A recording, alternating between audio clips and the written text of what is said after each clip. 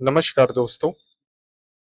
आज के इस लेक्चर से हम करंट अफेयर की सीरीज स्टार्ट कर रहे हैं, जिसमें हमारा ऑब्जेक्टिव है कि हम घटना चक्र की दृष्टि, जो कि बहुत ही इम्पोर्टेंट रिसोर्स है करंट अफेयर का, उसे फटाफट से कंप्लीट कवरेज के साथ खत्म किया जाए।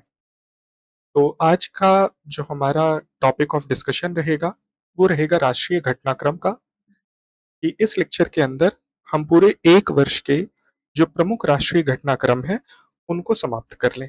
ठीक, चलिए आइए तो फिर अपने लेक्चर को शुरू करते हैं। सबसे पहला टॉपिक है नोएडा इंटरनेशनल एयरपोर्ट। तो नोएडा इंटरनेशनल एयरपोर्ट 15 जून 2026 को इसका उद्घाटन किया गया और इसको लगभग 11,200 करोड़ रुपए की लागत से बनाया गया था। ठीक, अब हमें यहाँ पर ध्यान देना है कि हमें उन चीजों पर फोकस करना है जो प्रीलिम परीक्षा के लिए इम्पोर्टेंट है। ठीक है, तो हमको प्री ओरिएंटेड होकर के पढ़ाई करनी है। ठीक, तो अगर हम बात कर रहे हैं तो न्यूज आती है कि उत्तर प्रदेश सबसे अधिक अंतर्राष्ट्रीय एयरपोर्ट वाले राज्यों में से एक हो गया है।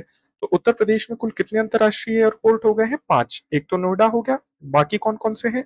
लखनऊ, बनारस, अयोध्या और कुशीनगर। लखनऊ, बनारस, अयोध्या और कुशीनगर। ठीक, तो अगर पहले नंबर पर यूपी है तो दूसरे नंबर पर कौन है? दूसरे नंबर पर है आपका केरल और उसके बाद तमिलनाडु। केरल और तमिलनाडु दोनों में ही चार चार अंतर्राष्ट्रीय एयरपोर्ट है और उसके बाद तीसरे नंबर पर है आपका महाराष्ट्र और आंध्र प्रदेश। ठीक, इस इस एयरपोर्ट के बनने के साथ ही उत्तर प्रदेश में कुल हवाई अड्डों की संख्या कितनी हो गई है? 17। ठीक, तो कुल एयरपोर्ट के मामले में भी यूपी पहले नंबर पर है। अब यहाँ पर दूसरे नंबर पर कौन है? तो यहाँ दूसरे नंबर पर है महाराष्ट्र, फिर है गुजरात और चौथे नंबर पर है उत्तराखंड। ठीक, अब ये जो अ, योजना एयरपोर्ट के विस्तार वगैरह की चल रही है, इस दिशा में ही 25 मार्च 2026 को प्रधानमंत्री नरेंद्र मोदी ने जो उड़ान योजना है, एक मॉडिफाइड उड़ान योजना को मंजूरी दी। ये जो मॉडिफाइड उड़ान योजना है, संशोधित उड़ान योजना है, इसका समय कितना होगा? 2026 से लेकर के 2035-36 10 वर्षों के लिए यह लागू करी गई है। ठीक, और इसका बजट कितना रखा गया है? 28,840 करोड़ रुपए बजट रखा गया है। ठीक, ऑब्जेक्टिव क्या होगा इस योजना का कि यहाँ पर 100 और एयरपोर्ट और 200 हेलीपैड का निर्माण किया जाएगा। तो अगर हम मॉडिफाइड उड़ान, संशोधित उड़ान की बात कर रहे हैं, तो जो पहली वाली उड़ान योजना थी वो कब शुरू करी गई थी? तो इसका ईयर याद रखना है, अक्टूबर 2016 में शुरू करी गई थी। ठीक, तो जब ये योजना शुरू करी गई तो हमारे देश में लगभग 74 एयरपोर्ट थे, जो 2024 तक बढ़ते बढ़ते 159 हो गए। ठीक, इसके बाद ये जो अगला प्रश्न यहाँ पर पूछा जा सकता है कि जो आपका नोएडा एयरपोर्ट बनाया गया, पहली चीज किसके सहयोग से बनाया गया है? तो आपको बस इतना याद रखना है, ज्यूरिख एयरपोर्ट के सहयोग से इसका विकास किया जा रहा है। That's it. दूसरा प्रश्न ये कि जो उद्घाटन किया गया, वहां पर आकाशा एयर ने अपनी एमआरओ, मेंटेनेंस, रिपेयर और ओवरहॉल सुविधा स्थापित करी है। कहां पर? नोएडा में। ठीक, तीसरा प्रश्न यहाँ पर क्या बनता है कि ये पहला ऐसा एयरपोर्ट बन गया है जिसको बनाने के लिए क्ले सीमेंट LC3 का प्रयोग किया गया है। LC3 क्या चीज होती है? एक विशेष प्रकार का सीमेंट होता है जिसके उपयोग से जो कार्बन डाइऑक्साइड का उत्सर्जन है उसमें 40% तक की कमी आ जाती है। ठीक, क्योंकि हमारा उद्देश्य यूपी एंड बिहार दोनों की परीक्षाएं हैं, तो हम बिहार पर भी फोकस कर लेते हैं। बिहार में यदि हम एयरपोर्ट की बात करें तो तीन प्रमुख एयरपोर्ट आते हैं। एक गया जी में है, दूसरा पटना जयप्रकाश नारायण एयरपोर्ट और तीसरा दरभंगा, जिसे उड़ान योजना के अंतर्गत ही बनाया गया है। इन तीन में से गया और पटना अंतरराष्ट्रीय एयरपोर्ट हैं। इसके अलावा बिहार में कुछ मिलिट्री एयर स्ट्रिप्स भी हैं, जैसे बेहटा और दूसरा चूनापुर, जो कहां पर है? पूर्णिया जिले में है। ठीक, चलिए आगे बढ़ते हैं। अहमदाबाद रेल परियोजना, इसे जानने की आवश्यकता नहीं है, यहां से प्रश्न नहीं पूछा जाएगा। अगला है प्रधानमंत्री मोदी की 5 देशों की यात्रा। बहुत बहुत इंपॉर्टेंट पार्ट है ये। तो 15 से 20 मई को मोदी जी ने 5 देशों की यात्रा करी। कहां कहां पर? पहला यूएई, उसके बाद 4 यूरोपीय देश। कौन कौन से थे? नीदरलैंड, स्वीडन, नॉर्वे और इटली। ठीक, क्या क्या समझौते हुए इसे देखते हैं। जब मोदी जी यूएई गए तो हमें यूएई के बारे में ये पता होना चाहिए कि तीसरा सबसे बड़ा व्यापारिक भागीदार है, लेकिन इससे भी ज्यादा हमें ये जानना है कि एलपीजी का सबसे बड़ा स्रोत कौन है? यूएई है। हम अपने देश की 40% एलपीजी कहां से मंगाते हैं? यूएई से मंगाते हैं। और यदि हम कच्चे तेल की बात करें तो 11%। चौथा सबसे बड़ा आपूर्तिकर्ता कौन है? यूएई है। ठीक। अब वहां पर हमने समझौता ये किया कि हम अपने देश में स्ट्रेटेजिक पेट्रोलियम रिजर्व बनाएंगे और इसके लिए Abu Dhabi national oil company के साथ समझौता किया गया। स्ट्रेटेजिक रिजर्व का क्या मतलब होता है कि हम जमीन के अंदर रॉक जो फॉर्मेशन है उसमें पेट्रोल को रखते हैं कि भविष्य में अगर कोई समस्या है तो हमारे पास कुछ दिन का लिए पेट्रोल रहे। अगर भारत में हम बात करें तो हमारा जो स्ट्रेटेजिक रिजर्व है वो कितना है? 5.3 MMT क्षमता का है। कहाँ कहाँ पर है? विशाखापत्तनम में है, मंगलौर में है, पदूर कर्नाटक में है, चांदीखोल उड़ीसा में है। ठीक। अब यहीं पर ये जो चार हमारे स्ट्रेटेजिक ऑयल रिजर्व हैं, इनमें से विशाखापत्तनम और चांदीखोल में 30 मिलियन बैरक का और भंडारण बढ़ाने के लिए यानी उनका विस्तार करने के लिए समझौता किसके साथ किया गया? यूएई के साथ किया गया। ठीक। फिर क्या समझौता किया गया कि कोचीन शिपयार्ड और ड्राई डॉक्स वर्ल्ड के बीच में समझौता हुआ है। क्यों?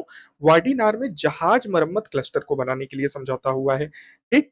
इसके साथ के साथ कोचीन शिपयार्ड, ड्राई डॉक्स और centre of excellence in maritime ने एक त्रिपक्षीय समझौता किया है। किस दिशा में? जहाज मरम्मत से संबंधित कौशल का विकास करने के लिए। ठीक। इसके बाद यूएई ने 5 बिलियन यूएस डॉलर के निवेश की बात करी है, जिसमें सबसे बड़ा निवेश कहां पर हो रहा है? 3 बिलियन डॉलर का आरबीएल बैंक में। ये जरूर ध्यान में रखिएगा। बाकी 1 बिलियन डॉलर इंफ्रास्ट्रक्चर सेक्टर में दिया जा रहा है और 1 बिलियन डॉलर सम्मान कैपिटल में इन्वेस्ट किया जा रहा है। ठीक। अगली चीज क्या इंपॉर्टेंट है कि सीडेक जो भारत में सुपर कंप्यूटर बनाता है और G42 जो यूएई का इंस्टीट्यूशन है, इन दोनों ने आपस में समझौता किया है कि हम 8 एक्सॉफ्लॉप का सुपर कंप्यूटिंग क्लस्टर भारत में स्थापित करेंगे। ठीक। इतनी इंपॉर्टेंट चीज थी, किस कहां से निकल करके आई? यूएई यात्रा से निकल करके आई। ठीक है। इसके बाद हम बात करते हैं नीदरलैंड की। तो मोदी जी नीदरलैंड गए। निश्चित रूप से 26 से 30 के लिए रणनीतिक साझेदारी पे समझौता किया गया, ये सब ठीक है। उससे ज्यादा इंपॉर्टेंट है कि मोदी जी डच प्रधानमंत्री के साथ कहां पर गए? ऑफ ऑफ स्लाउट डाइक नामक बांध का उन्होंने दौरा किया। नाम में देखिए, इस भले ए लिखा है, ओ से इसका प्रोनाउंसिएशन होता है ऑफ स्लाउट डाइक। ठीक है। अब डाइक संरचना आपने कहां पर पढ़ी होगी? इस ये जे साइलेंट हो जाता है इनकी भाषा में। तो डाइक संरचना हमने पढ़ी होगी जियोग्राफी में। तो ये क्या होता है? ये ओशन बैरियर डैम होते हैं।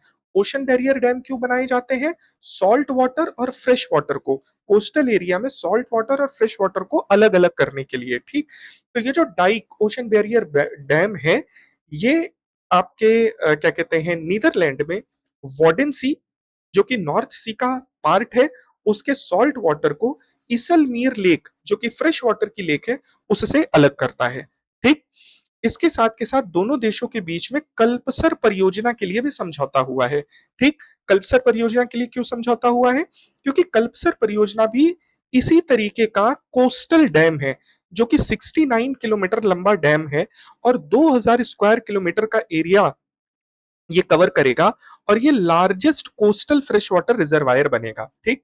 कल्पसर डैम खंभात की खाड़ी के पास बनाया जा रहा है जो सौराष्ट्र रीजन में पानी की आवश्यकता को पूरा करेगा। ठीक। और यहाँ पर चार प्रमुख नदियों का पानी आएगा। कौन कौन सी? साबरमती, माही, दादर और नर्मदा। ठीक। अब आप हमें ये बताइए कमेंट में कि ये जो चारों की चारों नदियां हैं, इनका उद्गम कहाँ से हो रहा है? ठीक। बार बार पूछा जाता है, इनके उद्गम का स्रोत क्या है? ये आपकी जिम्मेदारी है बताना। ठीक। चलिए आगे बढ़ते हैं। इसके बाद अ, अगला जो समझौता हुआ है जो इंपॉर्टेंट है वो ये कि पश्चिमी त्रिपुरा में फूलों के लिए और बंगलौर में डेयरी प्रशिक्षण के लिए Indo Dutch centre of excellence की स्थापना करी जाएगी। नीदरलैंड ने हमको 11वीं सदी का चोल ताम्रपत्र वापस कर दिया है। इसके साथ के साथ भारत का पहला front end semi conductor fabrication जो लैब है वो धुलेरा में स्थापित करी जा रही है और इसका निर्माण डच कंपनी एएसएमएल और टाटा इलेक्ट्रॉनिक्स मिलकर के कर रहे हैं। ठीक। अगला समझौता हुआ है उच्च शिक्षा में, जहां पे नालंदा यूनिवर्सिटी और ग्रोनिगन यूनिवर्सिटी के बीच में समझौता हुआ है और लीडिन यूनिवर्सिटी ने आर्कियोलॉजिकल सर्वे ऑफ इंडिया के साथ समझौता किया है। ठीक। चलिए इसके बाद अगली यात्रा मोदी जी ने कहां पर करी? स्वीडन में। तो स्वीडन के प्रधानमंत्री हैं उल्फ क्रिस्टरसन, कई बार इनका नाम भी मैच द कॉलम में पूछ लेता है, तो आप इन्हें ध्यान में रखिएगा। तो सबसे पहले मोदी जी क्या गए थे, गॉथेनबर्ग गए थे। ठीक, गॉथेनबर्ग में क्या हुआ था, European round table for industry, ये बैठक हुई थी, जहां पर उन्होंने मुख्य अतिथि के तौर पर भाग लिया था, किसके साथ, यूरोपीय आयोग की अध्यक्ष उर्सुला वॉन डेर लेयन के साथ। ठीक, एक प्रश्न यहां पर बन गया। दूसरा, royal order of the polar star, काफी इंपॉर्टेंट है, royal order of the polar star पाने वाले वो पहले एशियाई बन गए हैं। ठीक, किसने दिया है, स्वीडन ने अवार्ड दिया है। ठीक, इसके बाद वो कहां पर गए, नॉर्वे में गए। नॉर्वे में क्या आयोजित किया गया, तीसरा भारत नॉर्डिक शिखर सम्मेलन। ये किसी भी भारतीय प्रधानमंत्री की पहली नॉर्वे यात्रा है। तो कब गए हैं, ये मई में गए हैं, ये याद में रखना है। ठीक, वहां पर जाने के बाद जो पहला समझौता हुआ वो ये कि नॉर्वे ने कहा कि हम इंडो पैसिफिक ओशन इनिशिएटिव में शामिल हो जाएंगे, और भारत ने कहा हम नॉर्थ शिपिंग 2027 में इंडिया पवेलियन लगाएंगे। ठीक, अब ये जो नॉर्थ शिपिंग 2027 है, ये क्या है, एक प्रकार की प्रदर्शनी है जिसमें भारत भी अपना एक पवेलियन लगाएगा अपनी टेक्नोलॉजी को प्रदर्शित करने के लिए। बट उससे ज्यादा इंपॉर्टेंट है कि इंडो पैसिफिक ओशन इनिशिएटिव क्या है। तो जो इंडो पैसिफिक ओशन इनिशिएटिव है, 2019 में ईस्ट एशिया समिट के दौरान लॉन्च किया गया था भारत की तरफ से। ये एक नॉन ट्रीटी बेस्ड समझौता है और स्वैच्छिक प्रवृत्ति का है, जहां पर दो या दो से अधिक देश जो भी सामुद्रिक सुरक्षा या आपदा या संसाधन के प्रबंधन से संबंधित आपसी समझौता खुद कर सकते हैं। जैसे मैरीटाइम सुरक्षा के लिए यूके और इंडिया ने समझौता किया है, मैरीटाइम आपदा प्रबंधन के लिए बांग्लादेश और भारत का समझौता है, मैरीटाइम संसाधन प्रबंधन के लिए फ्रांस और इंडोनेशिया ने समझौता किया है। तो ये इंडो पैसिफिक ओशन इनिशिएटिव है। ठीक, इसके बाद अंतरिक्ष के शांतिपूर्ण उपयोग के लिए इसरो और नॉर्वेजियन स्पेस कंपनी ने समझौता किया। ठीक, उससे ज्यादा इंपॉर्टेंट है कि नॉर्वे के गवर्नमेंट पेंशन फंड ग्लोबल ने भारत के पूंजी बाजार में 28 बिलियन डॉलर के निवेश की बात कही है। ठीक, हमने ये कहा कि तीसरा इंडिया नॉर्डिक समिट आयोजित किया गया था, तो कहां आयोजित किया गया था, ओस्लो में। ठीक, और जो चौथा है वो कहां आयोजित किया जाएगा, हेलसिंकी फिनलैंड में आयोजित किया जाएगा। ठीक, तो अब हमको ध्यान देना है कि जो नॉर्डिक देश है वो कौन कौन से हैं, तो नॉर्डिक देश है नॉर्वे, डेनमार्क, फिनलैंड और आइसलैंड।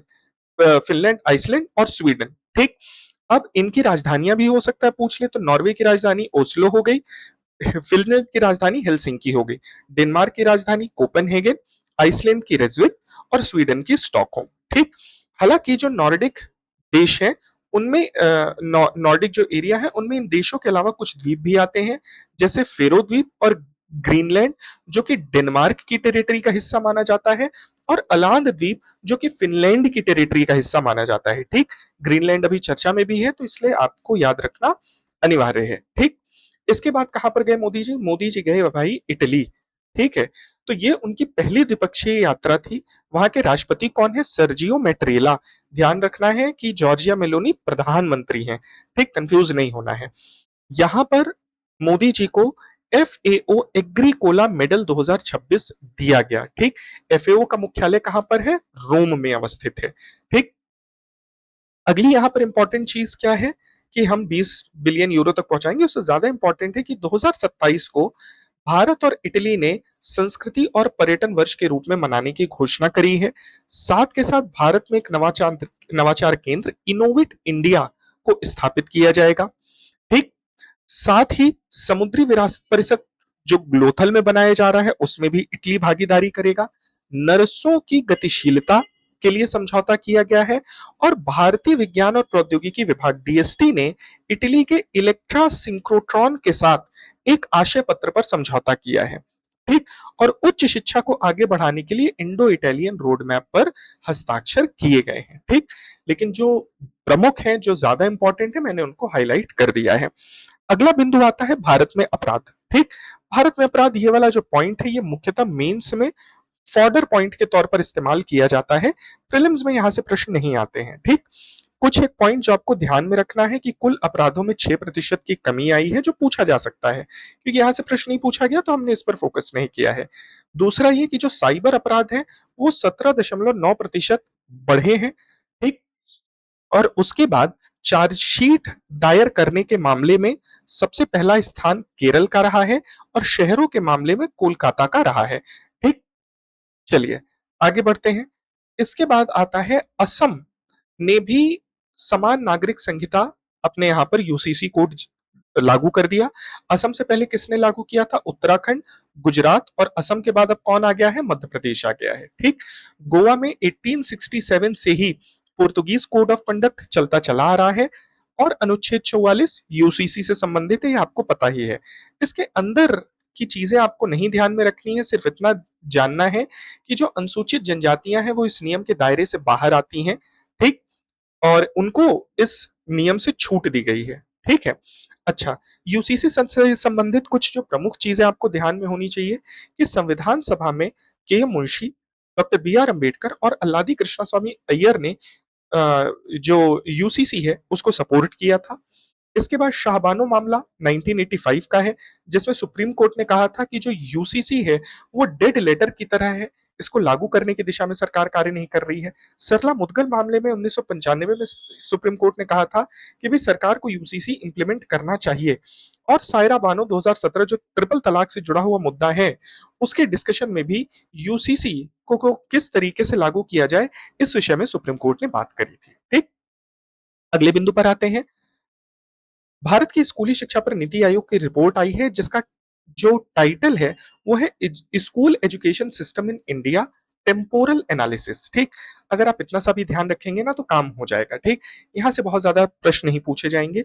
जो इंपॉर्टेंट फैक्टर है यहाँ का वो ये बताएगा कि स्कूलों में नामांकन जो है ना वो घट गया है। ठीक, नामांकन घटा क्यों है तो उसके तीन कारण बताए गए हैं। एक तो भारत की जनसांख्यिकी बदल रही है, डेमोग्राफी बदल रही है। क्यों? क्योंकि भारत में प्रजनन दर कम हो रही है। ठीक, आप हमें बताइए कि जो भारत की जो टोटल फर्टिलिटी रेट है वो वर्तमान में कितनी चल रही है? ठीक, इसका आंसर आप लोग कमेंट बॉक्स में दीजिए। इसके बाद कम नामांकन वाले विद्यालयों का समेकन कर दिया गया है। कई सारे विद्यालयों को एक साथ जोड़ दिया गया है जहां बच्चे कम एडमिशन ले रहे थे। ठीक, और उच्च शिक्षा में या उच्च कक्षाओं में बच्चों को बनाए रखना एक चुनौती है क्योंकि वो लोग छोड़ दे रहे हैं स्कूल को।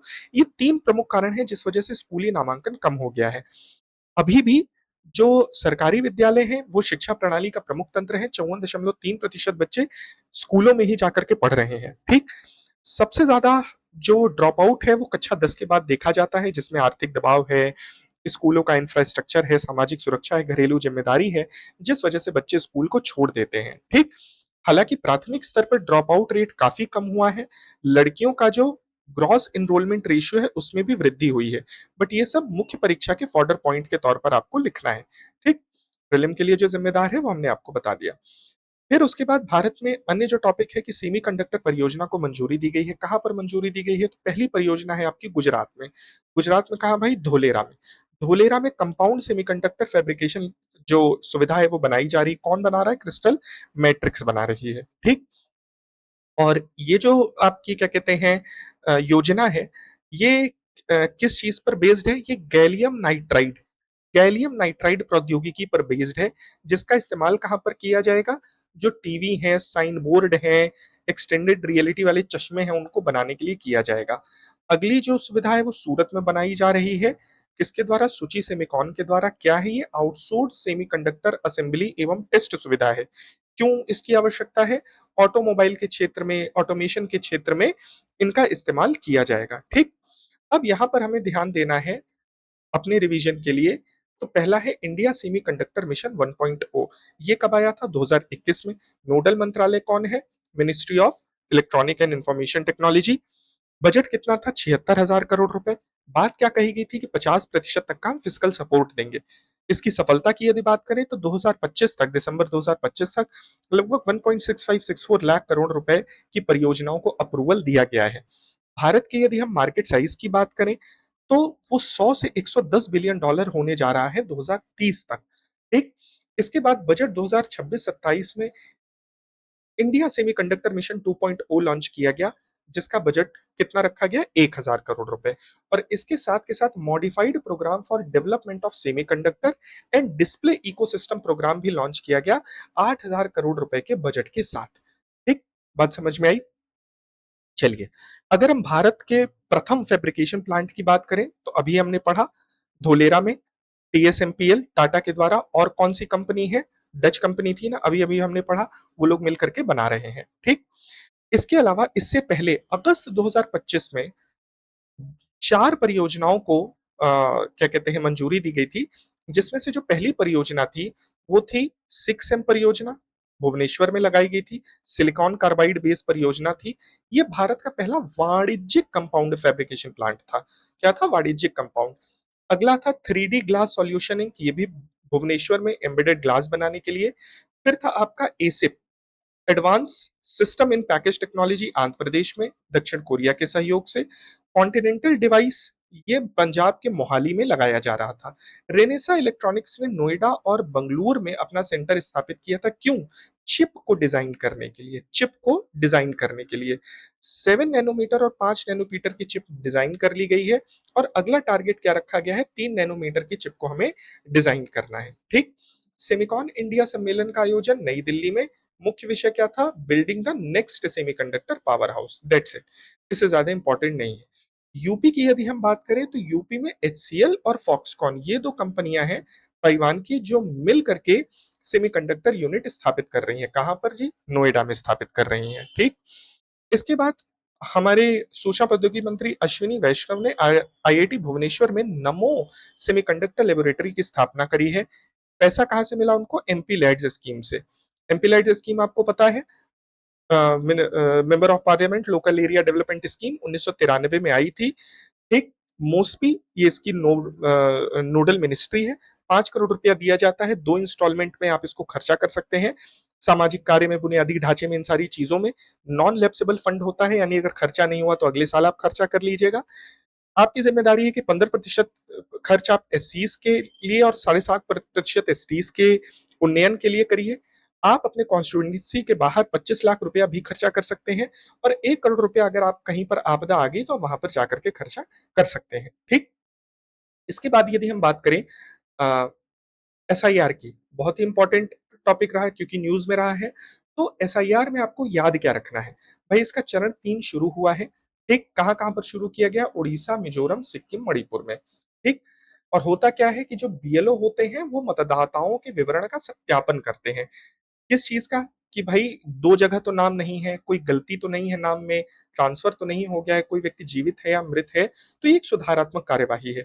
आपको याद क्या रखना है कि संविधान का अनुच्छेद 324 और आरपीए लोक प्रतिनिधित्व अधिनियम, पीपल रिप्रेजेंटेशन एक्ट 1950 की धारा 21 का 3, ये जो हमारा इलेक्शन कमीशन है उसको एसआईआर कराने की अनुमति देता है। ठीक, इतना ही आपको ध्यान रखना है।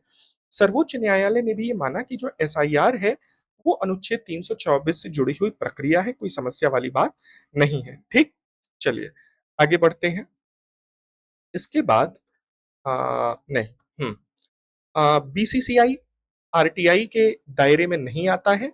क्यों नहीं आता? बस इतना मान लीजिए क्यों, क्योंकि इसका पंजीकरण तमिलनाडु सोसाइटी पंजीकरण अधिनियम 1975 के तहत हुआ है। ठीक, इस वजह से ये लोक प्राधिकरण नहीं बल्कि एक निजी संघ है। केवल इतना जानना है।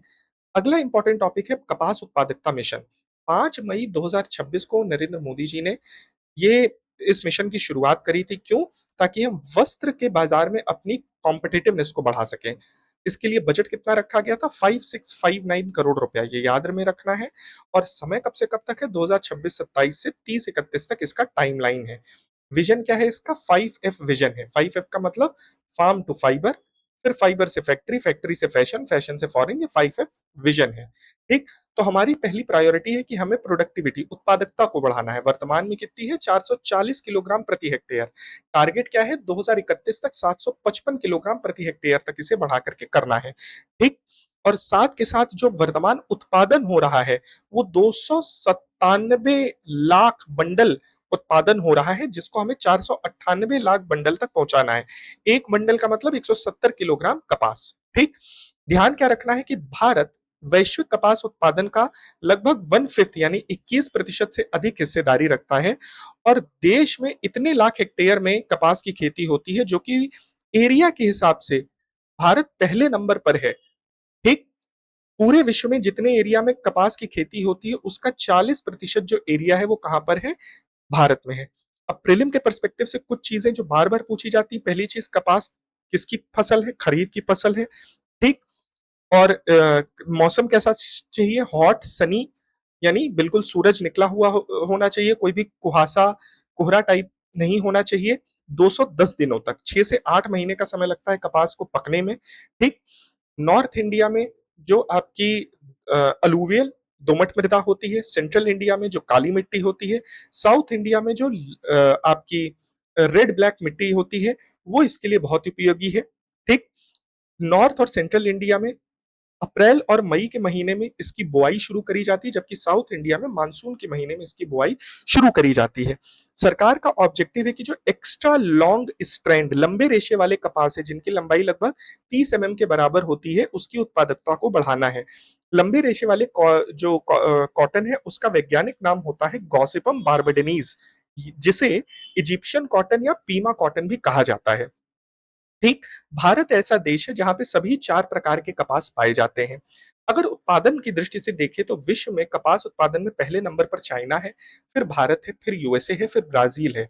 वहीं भारत में यदि देखें तो सबसे ज्यादा कपास उत्पादन महाराष्ट्र में, फिर गुजरात में, फिर तेलंगाना में, फिर आंध्र प्रदेश में होता है। एक बात समझ में आ गई? इतना यदि आप जान रहे हैं तो भाई पर्याप्त है। अब ये जो कपास उत्पादकता मिशन शुरू किया गया है, ठीक, ये आपके 14 प्रमुख राज्यों के 140 जिलों पर अपना ध्यान केंद्रित करेगा।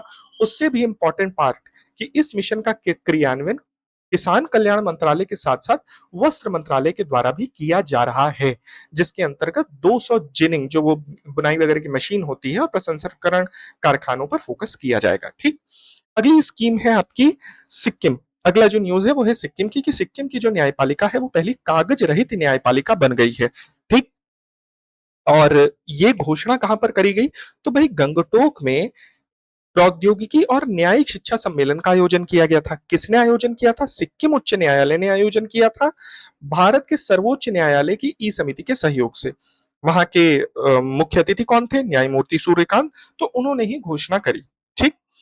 अब यहां पर ये जो घोषणा करी गई इसमें यह बताया गया कि कुछ एआई टूल का भी इस्तेमाल शुरू किया जा रहा है जुडिशरी में, जिसमें पहला है सुपेस। सुपेस का क्या मतलब होता है कि जो न्यायिक अनुसंधान, आप जो भी केस लड़ रहे हैं उसमें पहले क्या डिसीजन दिए गए थे, क्या नहीं दिए गए थे, सुप्रीम कोर्ट ने क्या कहा था, उनसे संबंधित जो क्या कहते हैं सहायता, वो सुपेस एआई टूल करता है रिसर्च एंड डेवलपमेंट, रिसर्च की फील्ड में। और जो सुवास है वो आपके न्यायिक दस्तावेजों को आपकी भाषा में अनुवाद कर देता है, ठीक।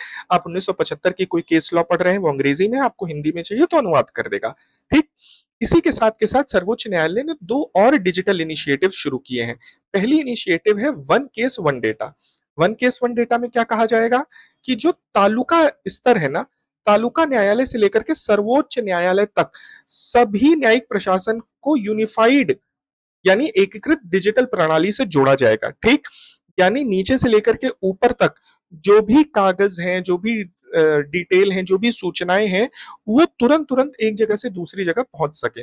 और सुसहायक क्या है? ये एक चैट बॉट है, यानी जो व्यक्ति अपील करने के लिए आ रहा है, जो अधिवक्ता है, उनको न्यायालय संबंधी यदि कोई जानकारी चाहिए, कोई सेवा चाहिए, तो ये चैट बॉट उनकी मदद करता है, जिससे जो मध्यस्थ है उनको हटाया जा सके। अब ये जो परियोजना है, ये जो पहल है, इनिशिएटिव है, ये ई कोर्ट परियोजना के अंतर्गत शुरू करी गई है। ई कोर्ट परियोजना का जो चरण 3 है, उसके लिए 7,210 करोड़ रुपए निर्धारित किए गए हैं। अब मन में आएगा कि ये शुरू कब हुई, तो ई कोर्ट परियोजना का फेज 1 2010 से 2015 तक चला था। फेज 2 2015 में शुरू हुआ था, जिसके अंतर्गत नेशनल जुडिशियल डेटा ग्रिड बनाने पर कार्य किया जा रहा है, ठीक। चलिए, अगली न्यूज है वंदे मातरम से संबंधित। तो हमें पता है कि वंदे मातरम गीत को 150 वर्ष हो गए हैं, हम 150वीं उसकी वर्षगांठ मना रहे हैं। तो उसके अंदर ये कहा गया है कि राष्ट्रीय गौरव अपमान निवारण अधिनियम 1971 में संशोधन किया गया है, और इसमें यह कहा गया कि अगर कोई राष्ट्रीय गीत के गायन में बाधा डालेगा तो वो दंडनीय अपराध है, ठीक। अब अगर हम वंदे मातरम से संबंधित जो चीजें हैं वो जान लें, तो पहली चीज, जिस तरह से राष्ट्रीय गान है उसी तरह यदि गीत गाया या बजाया जा रहा है तो आप सावधान मुद्रा में खड़े हो जाइए, ठीक। 150 वर्ष पूरे हुए हैं। तो 7 नवंबर 1875 को बंकिम चंद्र चट्टोपाध्याय ने वंदे मातरम को बंग दर्शन पत्रिका में प्रकाशित किया था और उसके बाद आनंद मठ में यह 1882 में प्रकाशित हुआ था। ठीक। उसके बाद 28 दिसंबर 1896 को कलकत्ता अधिवेशन में, जो कांग्रेस का 12वां वार्षिक अधिवेशन था, वहां पे रविंद्रनाथ टैगोर ने इस गीत को गाया था। जिस इस अधिवेशन की अध्यक्षता रहीमतुल्लाह एम सयानी ने करी थी और 1 मिनट 9 सेकंड का समय लगा था इस गीत को गाने में। ठीक। क्या सिर्फ इतना ही है? जी नहीं। वंदे मातरम को नारे के तौर पर सबसे पहली बार 7 अगस्त 1905 को जो टाउन हॉल की मीटिंग हुई थी स्वदेशी आंदोलन में, वहां पर इस्तेमाल किया गया था। ठीक। साथ के साथ 1907 में स्टुटगार्ड में मैडम भीखाजी कामा ने जो झंडा लहराया था, उस पे भी वंदे मातरम लिखा हुआ था। इस गीत का अंग्रेजी अनुवाद अरविंद घोष ने किया था और 1906 में बिपिन चंद्र पाल अपनी इंग्लिश पत्रिका निकालते थे जिसका नाम भी वंदे मातरम था। बाद में अरविंद घोष भी इस पत्रिका के प्रकाशन से जुड़ गए थे। ठीक। इसके साथ के साथ जो वंदे मातरम है, उसके पहले जो 2 पद हैं वो संस्कृत भाषा में है और शेष पद बंगाली भाषा में लिखे हुए हैं। वंदे मातरम के प्रथम संगीतकार यदुनाथ भट्टाचार्य थे और बाद में इसे स्वरबद्ध रविंद्रनाथ टैगोर ने किया था अपनी बंगाली शैली के अंतर्गत। ठीक। 14 अगस्त 1947 को संविधान सभा का जो प्रारंभ है वो वंदे मातरम गीत से हुआ था और समापन हमारे राष्ट्रगान जनगण मन से हुआ था। ठीक। चलिए, इतना पर्याप्त है प्रीलिम के लिए वंदे मातरम से संबंधित। अगला जो बिंदु आता है वो है पंचायत विकास सूचकांक PAI 2.0। ठीक। तो जो PAI 2.0 है, ये आपका जो पंचायती राज दिवस होता है 24 अप्रैल को ये प्रकाशित किया गया था और ये वित्त वर्ष 2023-24 के लिए प्रकाशित किया गया है, जिसमें लगभग 2.5 लाख से अधिक पंचायतों का मूल्यांकन किया गया है। मूल्यांकन का आधार क्या है? तो मूल्यांकन का आधार है कि 17 जो एसडीजी हैं उनको 9 लोकल एसडीजी में परिवर्तित कर दिया गया। क्या क्या लिया गया ग्राउंड निकालने का? तो गरीबी है, स्वास्थ्य है, महिला है, बच्चे हैं, जल की स्वच्छता है, हरित वातावरण है, बुनियादी ढांचा है, सामाजिक न्याय है, सुशासन है। इन 9 पैरामीटर संकेतकों के आधार पर इसको बनाया गया। ठीक। अब यहाँ पर ये जो क्या कहते हैं पीएआई इंडेक्स प्रिपेयर किया गया, इसमें 5 श्रेणियां बनाई गई और ये देखा गया कि लगभग 97.30 प्रतिशत राष्ट्रीय भागीदारी रही। मतलब इतने लगभग 2,59,867 गांवों ने अपना डेटा प्रदर्शित किया। ठीक। जो टॉप राज्य है वो है त्रिपुरा। ठीक। और त्रिपुरा की भी जो जुगल किशोर पंचायत है उसने पहला स्थान प्राप्त किया है। 5 श्रेणियों में जो पहली श्रेणी है वो है अचीवर की, जिसमें कोई भी पंचायत नहीं है। उसके बाद है फ्रंट रनर की श्रेणी, then performer, then aspirant and then beginner. ठीक। तो सबसे ज्यादा फ्रंट रनर पंचायत त्रिपुरा में है, फिर तेलंगाना में है, फिर आंध्र प्रदेश में है। लेकिन हम प्रतिशत की दृष्टि से देखें तो त्रिपुरा के बाद केरल का स्थान आता है। ठीक। अब अगर हम यूपी और बिहार की बात करें तो सबसे जो बेस्ट पंचायत है उत्तर प्रदेश की वो है बीराहारू पंचायत। ठीक। और बिहार की सबसे बेस्ट है तेलकप पंचायत रोहतास जिले में। ठीक।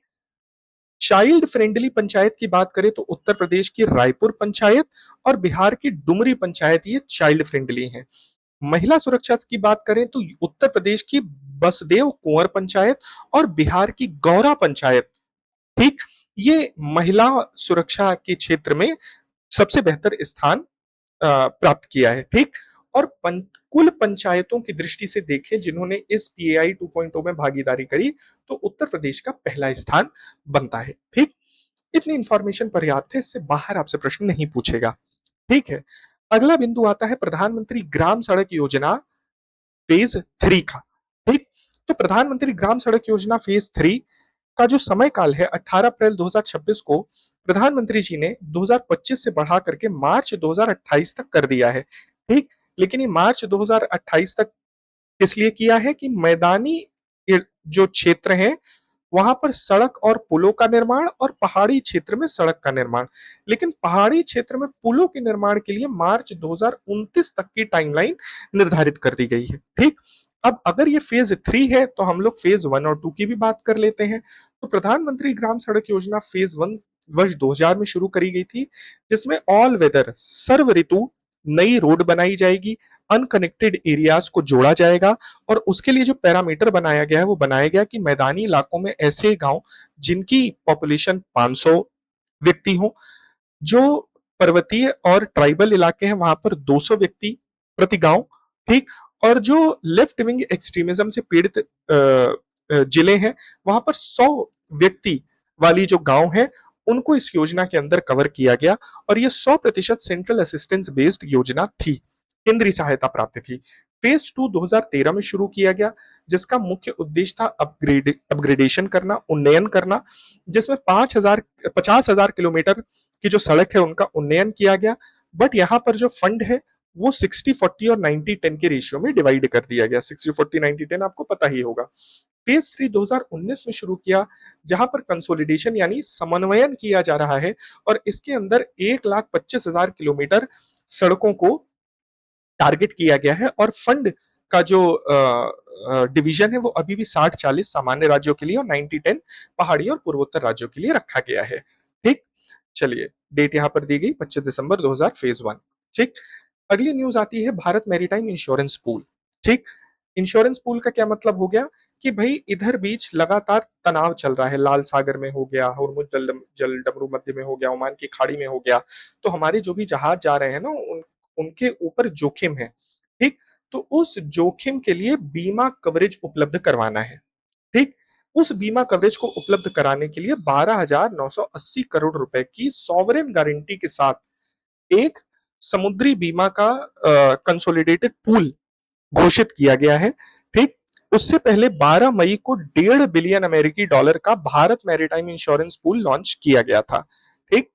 चलिए, अब ये जो आपका क्या कहते हैं इंश्योरेंस पूल लॉन्च किया गया है, इसका प्रशासक किसको बनाया गया है? General insurance corporation of India, GIC Re को बनाया गया है।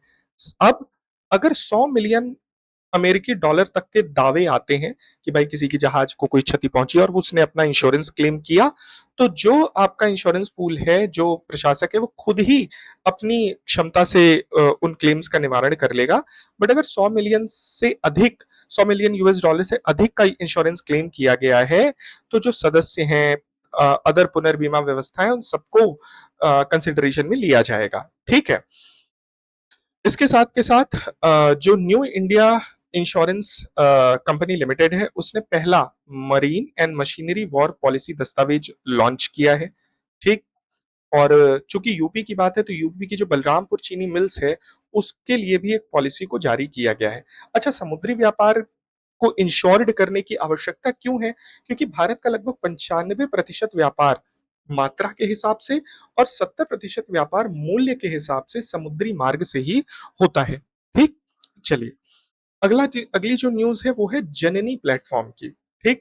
तो स्वास्थ्य एवं परिवार कल्याण मंत्रालय ने जननी जर्नी ऑफ एंटीनेटल, ठीक, पूर्व प्रसव, नेटल यानी प्रसव के दौरान, नियोनेटल प्रसव के पश्चात इंटीग्रेटेड केयर के लिए एक प्लेटफॉर्म को लॉन्च किया गया है, ठीक। ये शुभारंभ कहाँ किया गया था इस प्लेटफॉर्म का? National summit on innovation and inclusivity, जिसको मई 2026 में चंडीगढ़ में आयोजित किया गया था, ठीक। बात सही समझ में आ रहा है कि प्रसव पूर्व, प्रसव के दौरान जो नवजात बच्चे हैं उनकी देखभाल करना, ठीक। और उनको स्वास्थ्य कार्ड बनाया जाएगा जो क्यूआर बेस्ड होगा, स्वास्थ्य अभिलेखों का तक उनकी पहुंच को सरल बनाया जाएगा, पोर्टेबल बनाया जाएगा और एक जो बाल स्वास्थ्य पोर्टल है उसको और बेटर बनाया जाएगा, ठीक। फिर अभी मई 2026 में कई राज्यों में विधानसभा के चुनाव हुए थे। क्या उन चुनाव की सारी डिटेल आपको जाननी है? जी नहीं, आपको सबसे मेजर चीज क्या जाननी है? जिन जिन राज्यों में चुनाव हुए वहां पे सीट कितनी थी विधानसभा की। असम में चुनाव हुआ, ठीक। तो असम में थी 126 सीटें, केरल में 140 सीट, पांडिचेरी में 30, तमिलनाडु में 234 और पश्चिम बंगाल में 294, ठीक। बट चुनाव 293 में हुआ था, एक बची हुई सीट फाल्टा में 21 मई को पुनर्मतदान हुआ था, ठीक।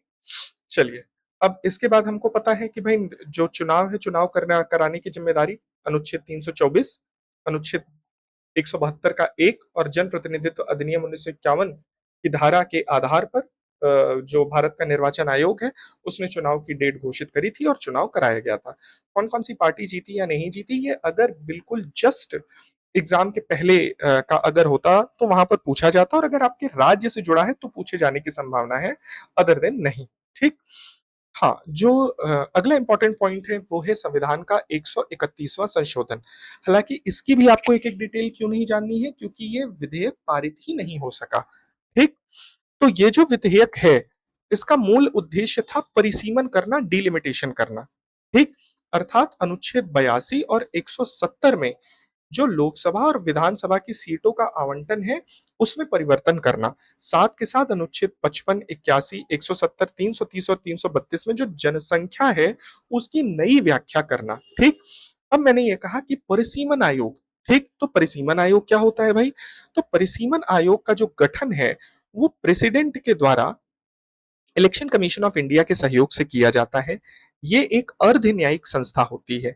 इसके जो भी अधिकार हैं वो संसद द्वारा निर्धारित किए जाते हैं कि आपको क्या-क्या कार्य करने हैं, ठीक? और इसका जो मुख्य कार्य होता है, आपकी जो कॉन्स्टिट्यूएंसीज़ हैं उनका सीमा निर्धारण करना, आनुपातिक रूप से जनसंख्या का वितरण करना, एससीज़, एसटी की जो रिजर्वेशन है सीटों का, उस पर ध्यान देना, और इसके जो डिसीजन है उसको सुप्रीम कोर्ट में चुनौती नहीं दी जा सकती है। लेकिन किशोर चंद्र मामले में ये कहा गया था कि अगर मनमाना डिसीजन आता है तो उसकी न्यायिक समीक्षा की जा सकती है, ठीक?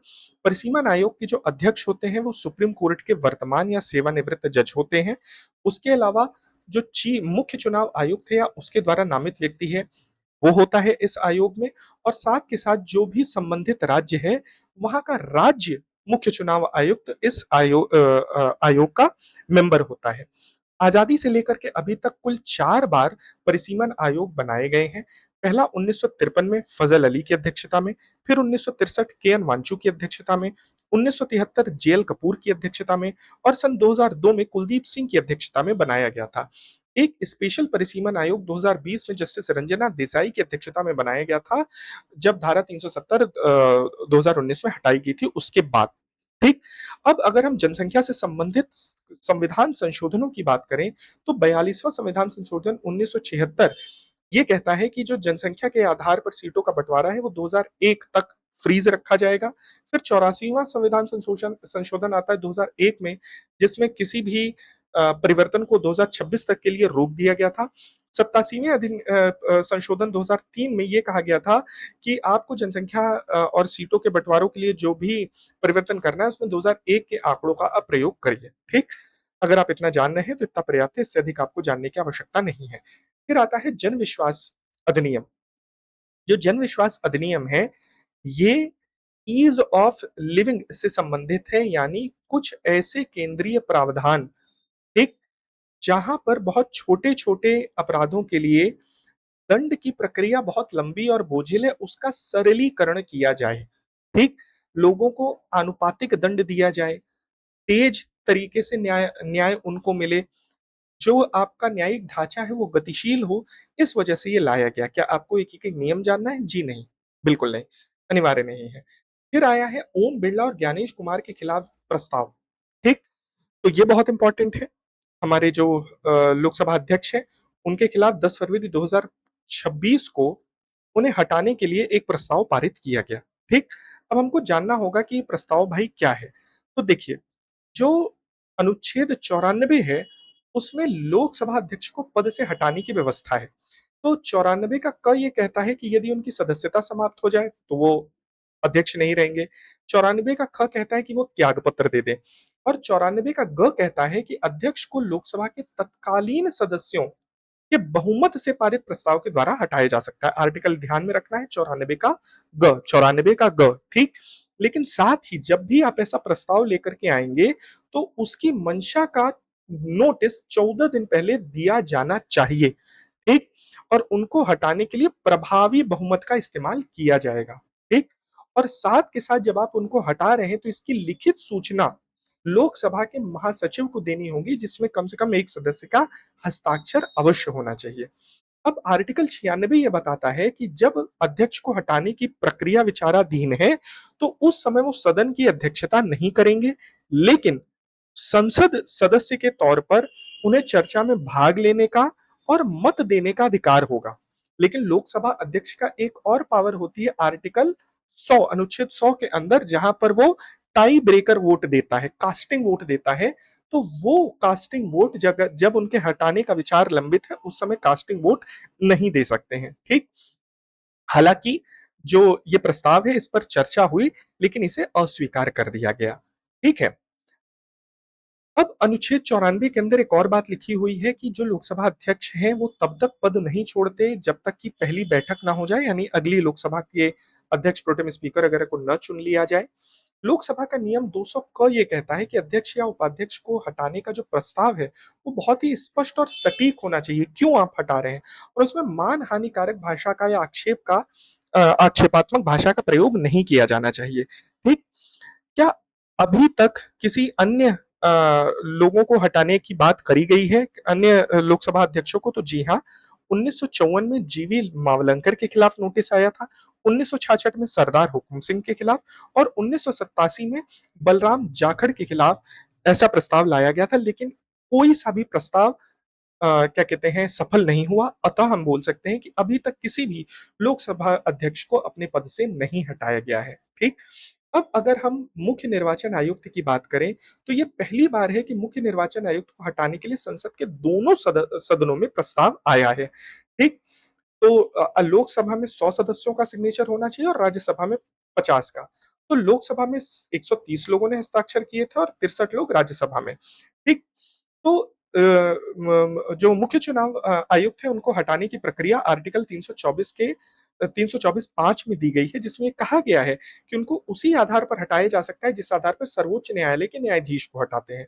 अब सर्वोच्च न्यायालय के न्यायाधीश को हटाने की बात आर्टिकल 124 के 4 में लिखी गई है, जिसमें यह कहा जाता है कि न्यायाधीश को आप केवल तभी हटा सकते हैं जबकि संसद के दोनों सदन सेम सत्र में राष्ट्रपति को संबोधित एक प्रस्ताव पारित करें, पहली बात, और वो जो प्रस्ताव है विशेष बहुमत से पारित हो। ठीक, सामान्य नहीं, विशेष बहुमत से पारित हो जाए। और साथ के साथ आप हटाने के लिए सिर्फ दो ही आधार पर हटा सकते हैं, दुराचरण या अक्षमता। ठीक। दुराचरण या अक्षमता। अब जो 124 का 5 है, वो ये कहता है कि किसी ने दुराचरण किया या कोई अक्षम है, इसकी जांच कैसे करेंगे? ठीक। तो इसकी जांच करने के लिए अधिनियम है, न्यायाधीश जांच अधिनियम 1968, जो ये बोलता है कि अगर कोई न्यायाधीश या मुख्य चुनाव आयुक्त जिसको आपको हटाना है, तो सबसे पहले 100 सदस्य लोकसभा और 50 सदस्य राज्यसभा के हस्ताक्षर के बाद लोकसभा अध्यक्ष या राज्यसभा के सभापति को नोटिस दिया जाता है कि हम उनको हटाना चाहते हैं। अब अगर अध्यक्ष या सभापति नोटिस को अस्वीकार कर दें, तो मोशन वहीं पर खत्म हो जाता है। बट यदि वो स्वीकार करें, तो 3 सदस्यीय समिति बनाई जाती है, जिसमें एक सुप्रीम कोर्ट के जज, एक हाई कोर्ट के मुख्य न्यायाधीश और एक एमिनेंट ज्यूरिस्ट जो विधिक विशेषज्ञ होते हैं, इन 3 लोगों की टीम तैयार की जाती है। रिपोर्ट पर जांच होती है और यदि रिपोर्ट में सिद्ध हो जाए कि उन्होंने दुराचरण किया है, तो तत्पश्चात विशेष बहुमत से संबंधित न्यायाधीश को या कि मुख्य चुनाव आयुक्त को हटा दिया जाता है। ठीक। प्रीलिम्स के लिए यही इंपॉर्टेंट है। अगला बिंदु आता है कि केरल ने अपना नाम बदल करके केरलम रखने की बात करी है। यहां पर आपको केवल और केवल आर्टिकल ध्यान में रखना है। अनुच्छेद 3 के अंतर्गत संसद को यह अधिकार है कि वो किसी भी राज्य का नाम में परिवर्तन कर सकता है। अनुच्छेद 4 ये कहता है कि जब भी आप परिवर्तन करेंगे तो प्रथम अनुसूची और चौथी अनुसूची में आप परिवर्तन करेंगे। और अनुच्छेद 4 का 2 कहता है कि ये जो भी परिवर्तन हुआ है आर्टिकल 368 के अंतर्गत इसे संविधान संशोधन नहीं माना जाएगा। ठीक। इसके बाद अगली न्यूज है ट्रांसजेंडर के अधिकार से संबंधित। ये भी मेंस का टॉपिक है। ठीक। प्रीलिम्स में यहां से प्रश्न नहीं पूछा जाएगा कि आपकी बॉडीली ऑटोनॉमी है, self perceived notion of gender है, जेंडर फ्लूइडिटी का कॉन्सेप्ट है, इस पर मेंस में लिखने के लिए आएगा, ये प्रीलिम्स का प्रश्न नहीं बनता है। इसी तरीके से जो सम्मान पूर्वक मृत्यु का अधिकार है, हरीश राणा का केस, अ, ये भी मुख्यतः मेंस का ही टॉपिक है। बट प्रीलिम्स के कुछ पॉइंटर है जो मैं आपको बता देता हूं। पहली चीज तो ये कि न्यायालय द्वारा स्वीकृत ये भारत में पहला पैसिव निष्क्रिय इच्छा मृत्यु का पहला मामला है। ठीक। जिसमें जस्टिस जेबी पारदीवाला और केवी विश्वनाथन ने ये डिसीजन दिया था। ठीक है। तो एक आपकी एक्टिव क्या कहते हैं, इच्छा मृत्यु होती है और एक पैसिव। एक्टिव में ये होता है कि जो व्यक्ति है वो पूर्णतः चैतन्य है और वो न्यायालय से परमिशन मांग रहा है कि हमें जीवित नहीं रहना है। और पैसिव इच्छा मृत्यु का ये अर्थ होता है कि जहां पे जो व्यक्ति है उसकी जो चेतना है वो जा चुकी है, ठीक। तो उसके बिहाफ पर उसके परिवार वाले चिकित्सक गण ये निर्णय लेते हैं कि क्या उसको लाइफ सपोर्ट सिस्टम से हटाया जाए या न हटाया जाए, ठीक। ये पैसिव आपकी यूथनेशिया बोला जाता है, ठीक। तो यहां पर डिसीजन लेने के लिए आपको सबसे पहले क्या किया जाता है कि दो चिकित्सा बोर्ड गठित किए जाते हैं, प्राइमरी और सेकेंडरी। पहले प्राइमरी चिकित्सा बोर्ड चेक करता है कि जो व्यक्ति का जीवन है वो क्या केवल जीवन रक्षक मशीन की वजह से चल रहा है या उसमें स्वतः स्वयं की कोई संवेदना भी है। और उनकी रिपोर्ट के बाद एक सेकेंडरी चिकित्सा बोर्ड होता है, वो फिर से रोगी की स्थिति का आचरण करता है। दोनों बोर्ड अगर एकमत हो तो इस दिशा में आगे बढ़ा जा सकता है, आवश्यक नहीं है, ठीक। अब यहां पर जो चीज आपको ध्यान में रखनी है वो ये कि कॉमन कॉज केस 2018 में ये कहा गया था कि सम्मान पूर्वक मृत्यु का अधिकार आर्टिकल 21 का अंग है, ठीक। और उसी निर्णय में 5 सदस्यीय पीठ ने बोला था कि पैसिव यूथनेशिया, ठीक, को सीमित परिस्थितियों में विधि सम्मत माना गया है और लिविंग विल की जो वैधता है उसको भी स्वीकार किया गया था, ठीक। इतना ही जानना है, इससे अधिक जानने की आवश्यकता नहीं है। उत्तर प्रदेश निजी बिजनेस पार्क, यूपी में निजी business park plug and play model पर शुरू किए जा रहे हैं जो कि रेडी टू ऑपरेट होंगे। यहाँ पर जो भी पार्क लगाएगा उसको 45 वर्ष तक की रियायत दी जाएगी, ठीक। कोशिश करेंगे कि अगर 10 एकड़ में बन रहा है तो एक चरण में विकसित हो, 10 से 15 एकड़ तो दो, और 15 है तो तीन या तीन से अधिक चरण में विकसित किया जाएगा, दैट्स इट, इससे अधिक कुछ नहीं है। ये बहुत इंपॉर्टेंट है। ज्ञान भारतम मिशन, ज्ञान भारतम मिशन 16 मार्च 2026 को इसका सर्वेक्षण शुरू किया गया था और इसके अंतर्गत भारत में जो पुरानी पांडुलिपियां पड़ी हुई हैं उनका सर्वेक्षण किया जाएगा और उनको एक जगह पर कलेक्ट किया जाएगा डिजिटल फॉर्मेट में, ठीक। अब पांडुलिपि का क्या मतलब होता है कि कोई भी सूचना हस्तलिखित जो ताड़पत्र, भोजपत्र या कपड़े कागज पर कहीं लिखी है और कम से कम 75 वर्ष पुरानी हो तो उसे पांडुलिपि की कैटेगरी में लिख रखा जाता है। अब अगली चीज आपको जो याद रखनी है कि जो केंद्रीय बजट 2025-26 था उसमें ज्ञान भारतम मिशन की घोषणा करी गई थी जिसमें 5 वर्ष की अवधि 2025 से 31 6 वर्ष की अवधि के लिए 491 करोड़ रुपए की व्यवस्था करी गई थी, बस इतना ध्यान रखना है, ठीक। अगला बिंदु आता है, अगली न्यूज आती है जल जीवन मिशन JJM 2.0, ठीक। तो जो JJM 2.0 जल जीवन मिशन का दूसरा चरण है वहां पर अवसंरचना की जगह पर सेवा आधारित मॉडल पर ध्यान केंद्रित करने की आवश्यकता जताई गई है, ठीक। और यहां पर सरकार ने अपना जो कुल व्यय है वो बढ़ा करके 8.69 लाख करोड़ रुपए कर दिया है, ये आपको ध्यान में रखना है। और इस व्यय में केंद्र सरकार का जो कुल व्यय होगा 3.59 लाख करोड़ रुपया होगा, ठीक। चलिए, अब ये जो योजना है जल जीवन मिशन 2.0, इसमें हमें ध्यान देना है कि जो जल जीवन मिशन 1.0 पहला चरण था वो वर्ष 2019 में शुरू किया गया था जिसका ऑब्जेक्टिव था कि प्रत्येक ग्रामीण परिवार को नल के माध्यम से हम जल उपलब्ध करवाएंगे, functional house hold tap connection. और उस टैप कनेक्शन के द्वारा पानी कितना दिया जाएगा, 55 लीटर प्रति व्यक्ति प्रतिदिन की लिमिट तय करी गई थी, ठीक। अब यहां पर लगभग 21.6% एरिया में, ग्रामीण एरिया में फंक्शनल टैप कनेक्शन उपलब्ध कराया गया है और 15.80 करोड़ परिवारों को कवर किया गया है, ठीक। अब जो जल जीवन मिशन 2.0 है उसके अंतर्गत सुजलाम भारत नाम की एक डिजिटल प्लेटफॉर्म का विकास किया जा रहा है जिसके अंतर्गत हर गांव को एक सुजल गांव यानी कि एक सेवा आईडी दी जाएगी, ठीक। और उस आईडी में जल के स्रोत से लेके घर के नल तक पूरा का पूरा जो सप्लाई चेन है उसका डिजिटल मैप तैयार किया जाएगा, ठीक। साथ के साथ पारदर्शिता और जवाबदेही बढ़ाने के लिए जल अर्पण इनिशिएटिव शुरू किया जा रहा है जिसके माध्यम से ग्राम पंचायत और ग्राम जल स्वच्छता समिति की भागीदारी को सुनिश्चित किया जाएगा, ठीक। जो ग्राम पंचायतें हैं वो भी परियोजना के पूर्ण होने का प्रमाण पत्र तब देंगी जब राज्य सरकार द्वारा संचालन और रख-रखाव की व्यवस्था सुनिश्चित कर दी जाएगी। केवल नल लगाना नहीं, उसका संचालन भी करना और रख-रखाव करना, ठीक? इसके बाद जो ग्राम पंचायत है, ठीक है? उसको हर घर जल घोषित किया जाएगा, अदरवाइज नहीं। अब जो सामान्य नागरिक है, उनकी भागीदारी को मजबूत करने के लिए जल उत्सव जैसे वार्षिक कार्यक्रम भी प्रशासन की तरफ से कराए जाएंगे, ठीक? अब जो जल जीवन मिशन 2.0 है, उसका ऑब्जेक्टिव है कि दिसंबर 2028 तक हम 19.36 करोड़ ग्रामीण परिवारों तक नल जल कनेक्शन की उपलब्धता सुनिश्चित कर दें। ठीक, आगे बढ़िए। अगली जो न्यूज है वो है प्रहार पॉलिसी से रिलेटेड। प्रहार पॉलिसी क्या है? ये भारत की पहली राष्ट्रीय आतंकवादी विरोधी नीति है, जिसके अंतर्गत जीरो टॉलरेंस के दृष्टिकोण को अपनाया गया है। ध्यान क्या देना है इसमें? ये बोला गया कि आतंकवाद किसी धर्म, जातीयता या राष्ट्रीयता से नहीं जुड़ा हुआ है। ठीक, इसके अंतर्गत ज्वाइंट टास्क फोर्स बनाई जाएगी, स्थानीय पुलिस का सहयोग लिया जाएगा, रासायनिक, जैव, रेडियोलॉजिकल, परमाणु विस्फोटक, डिजिटल खतरे सभी को एक साथ टैकल करने की कोशिश की जाएगी। प्रहार में पी स्टैंड्स फॉर रोकथाम या प्रिवेंशन, आर का अर्थ होता है प्रतिक्रिया देना, रिस्पॉन्स देना, ए स्टैंड्स फॉर एग्रीगेशन, संपूर्णता, H is for human right, फिर अटेन्युएटिंग यानी कट्टरपंथ और आतंकवाद को सक्षम बनाने वाली परिस्थितियों का शमन करना, अलाइनिंग यानी सही दिशा देना अंतरराष्ट्रीय प्रयासों के साथ, और रेजिलियंस यानी समाज को दोबारा से आ, आ, उस आपदा से निपट करके फिर से रिकवर करने के योग्य बनाना।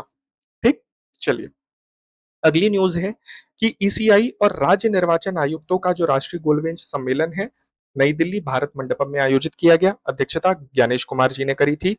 घोषणा पत्र 2026, राष्ट्रीय घोषणा पत्र 2026 लॉन्च किया गया, जिसका ऑब्जेक्टिव था कि हम लोग शुद्ध और त्रुटि रहित मतदाता सूची तैयार करेंगे, जो कि लोकतंत्र की आधारशिला है।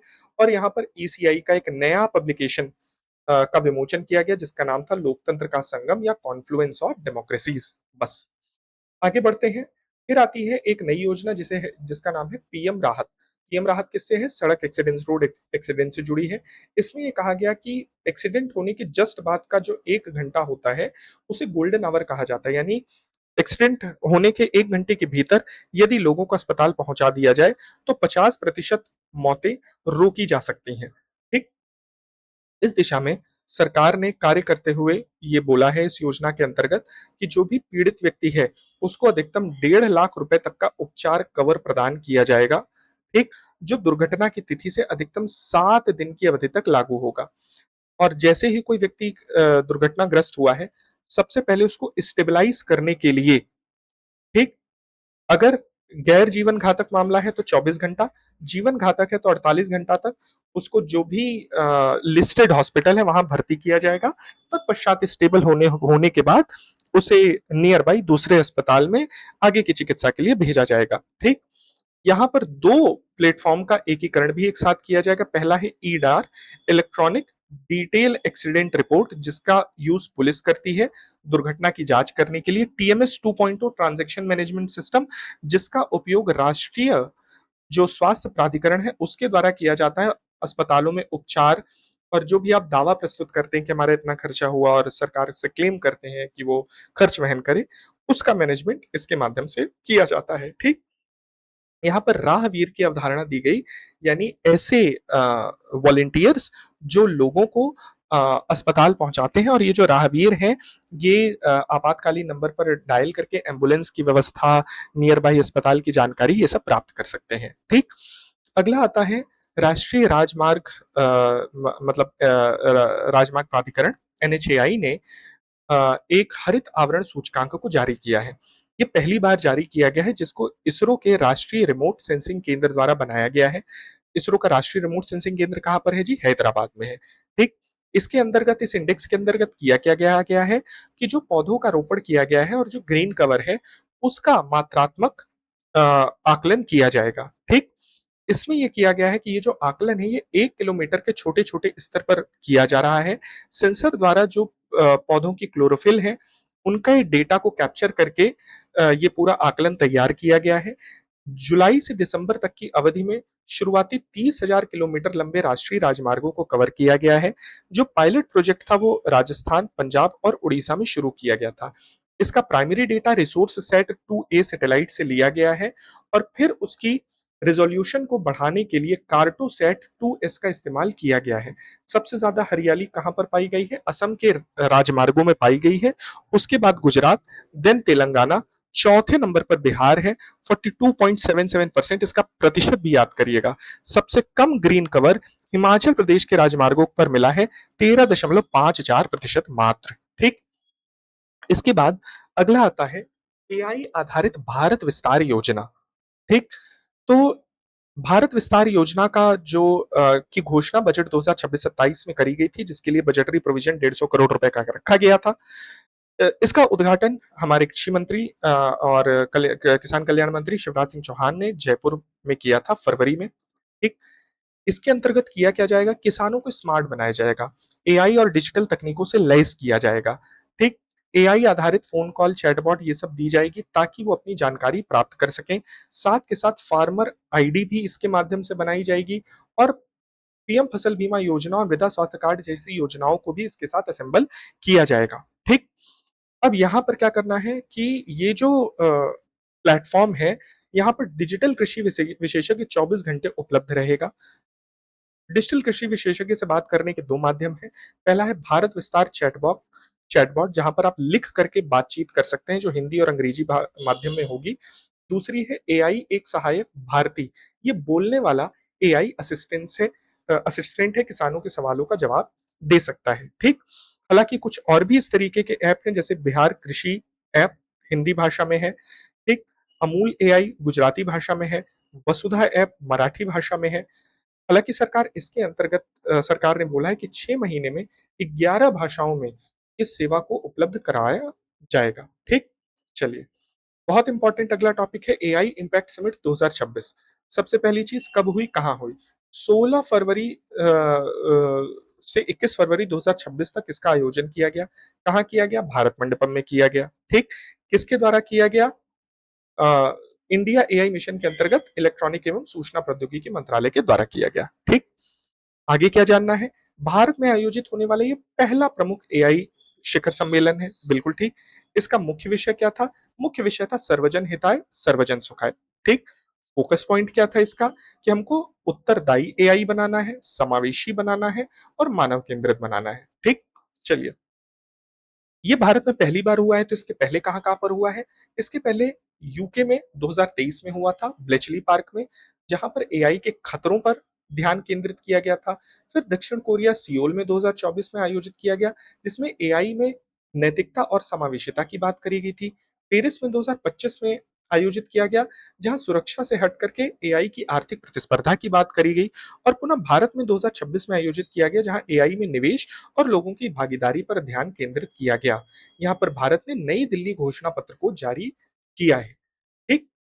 ये जो नई दिल्ली का घोषणा पत्र है, ये एआई के लोकतांत्रिक प्रसार के लिए, एआई के कॉमन्स के लिए, ट्रस्टेड एआई कॉमन्स के लिए प्रमुख तंत्रों को बनाने की दिशा में कार्य करेगा। ठीक।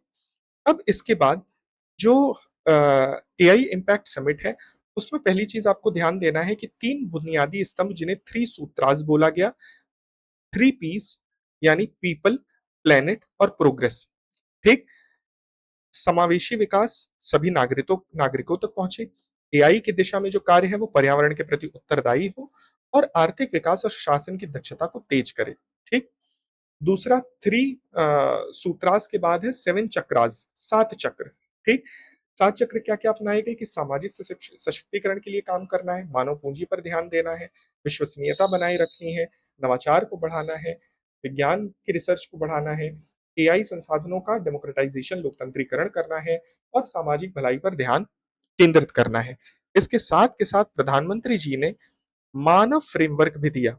मानव फ्रेमवर्क का क्या मतलब हुआ? M for moral and ethical AI system बनाना है, अकाउंटेबल गवर्नेंस से जोड़ना है एआई को, नेशनल सॉवरेनिटी और एआई में एक संबंध होना चाहिए, एक्सेसिबिलिटी यानी एआई में मोनोपोली नहीं होनी चाहिए और वैलिड और लेजिटिमेट सिस्टम होना चाहिए। ठीक। That's it. अब ये जो समिट हुई, यहाँ पर 250 अरब डॉलर की बात करी गई कि इतना पैसा हम एआई इंफ्रास्ट्रक्चर में इन्वेस्ट करेंगे और 20 अरब डॉलर हम डीप टेक के वित्त पोषण में इन्वेस्ट करेंगे।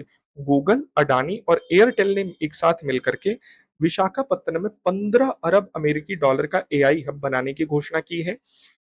अमेरिका के नेतृत्व में एक योजना, एक गठबंधन चलाया गया पैक्स सिलिका, जिसके अंतर्गत जो सेमी कंडक्टर और जो अर्धचालक वगैरह हैं, उनकी वैश्विक जो आपूर्ति श्रृंखला है, उसको जो वैश्विक झटके लग रहे हैं, उनसे इतर अ, एक सुरक्षित और सतत श्रृंखला बनाने की दिशा में एक कार्य है, ठीक?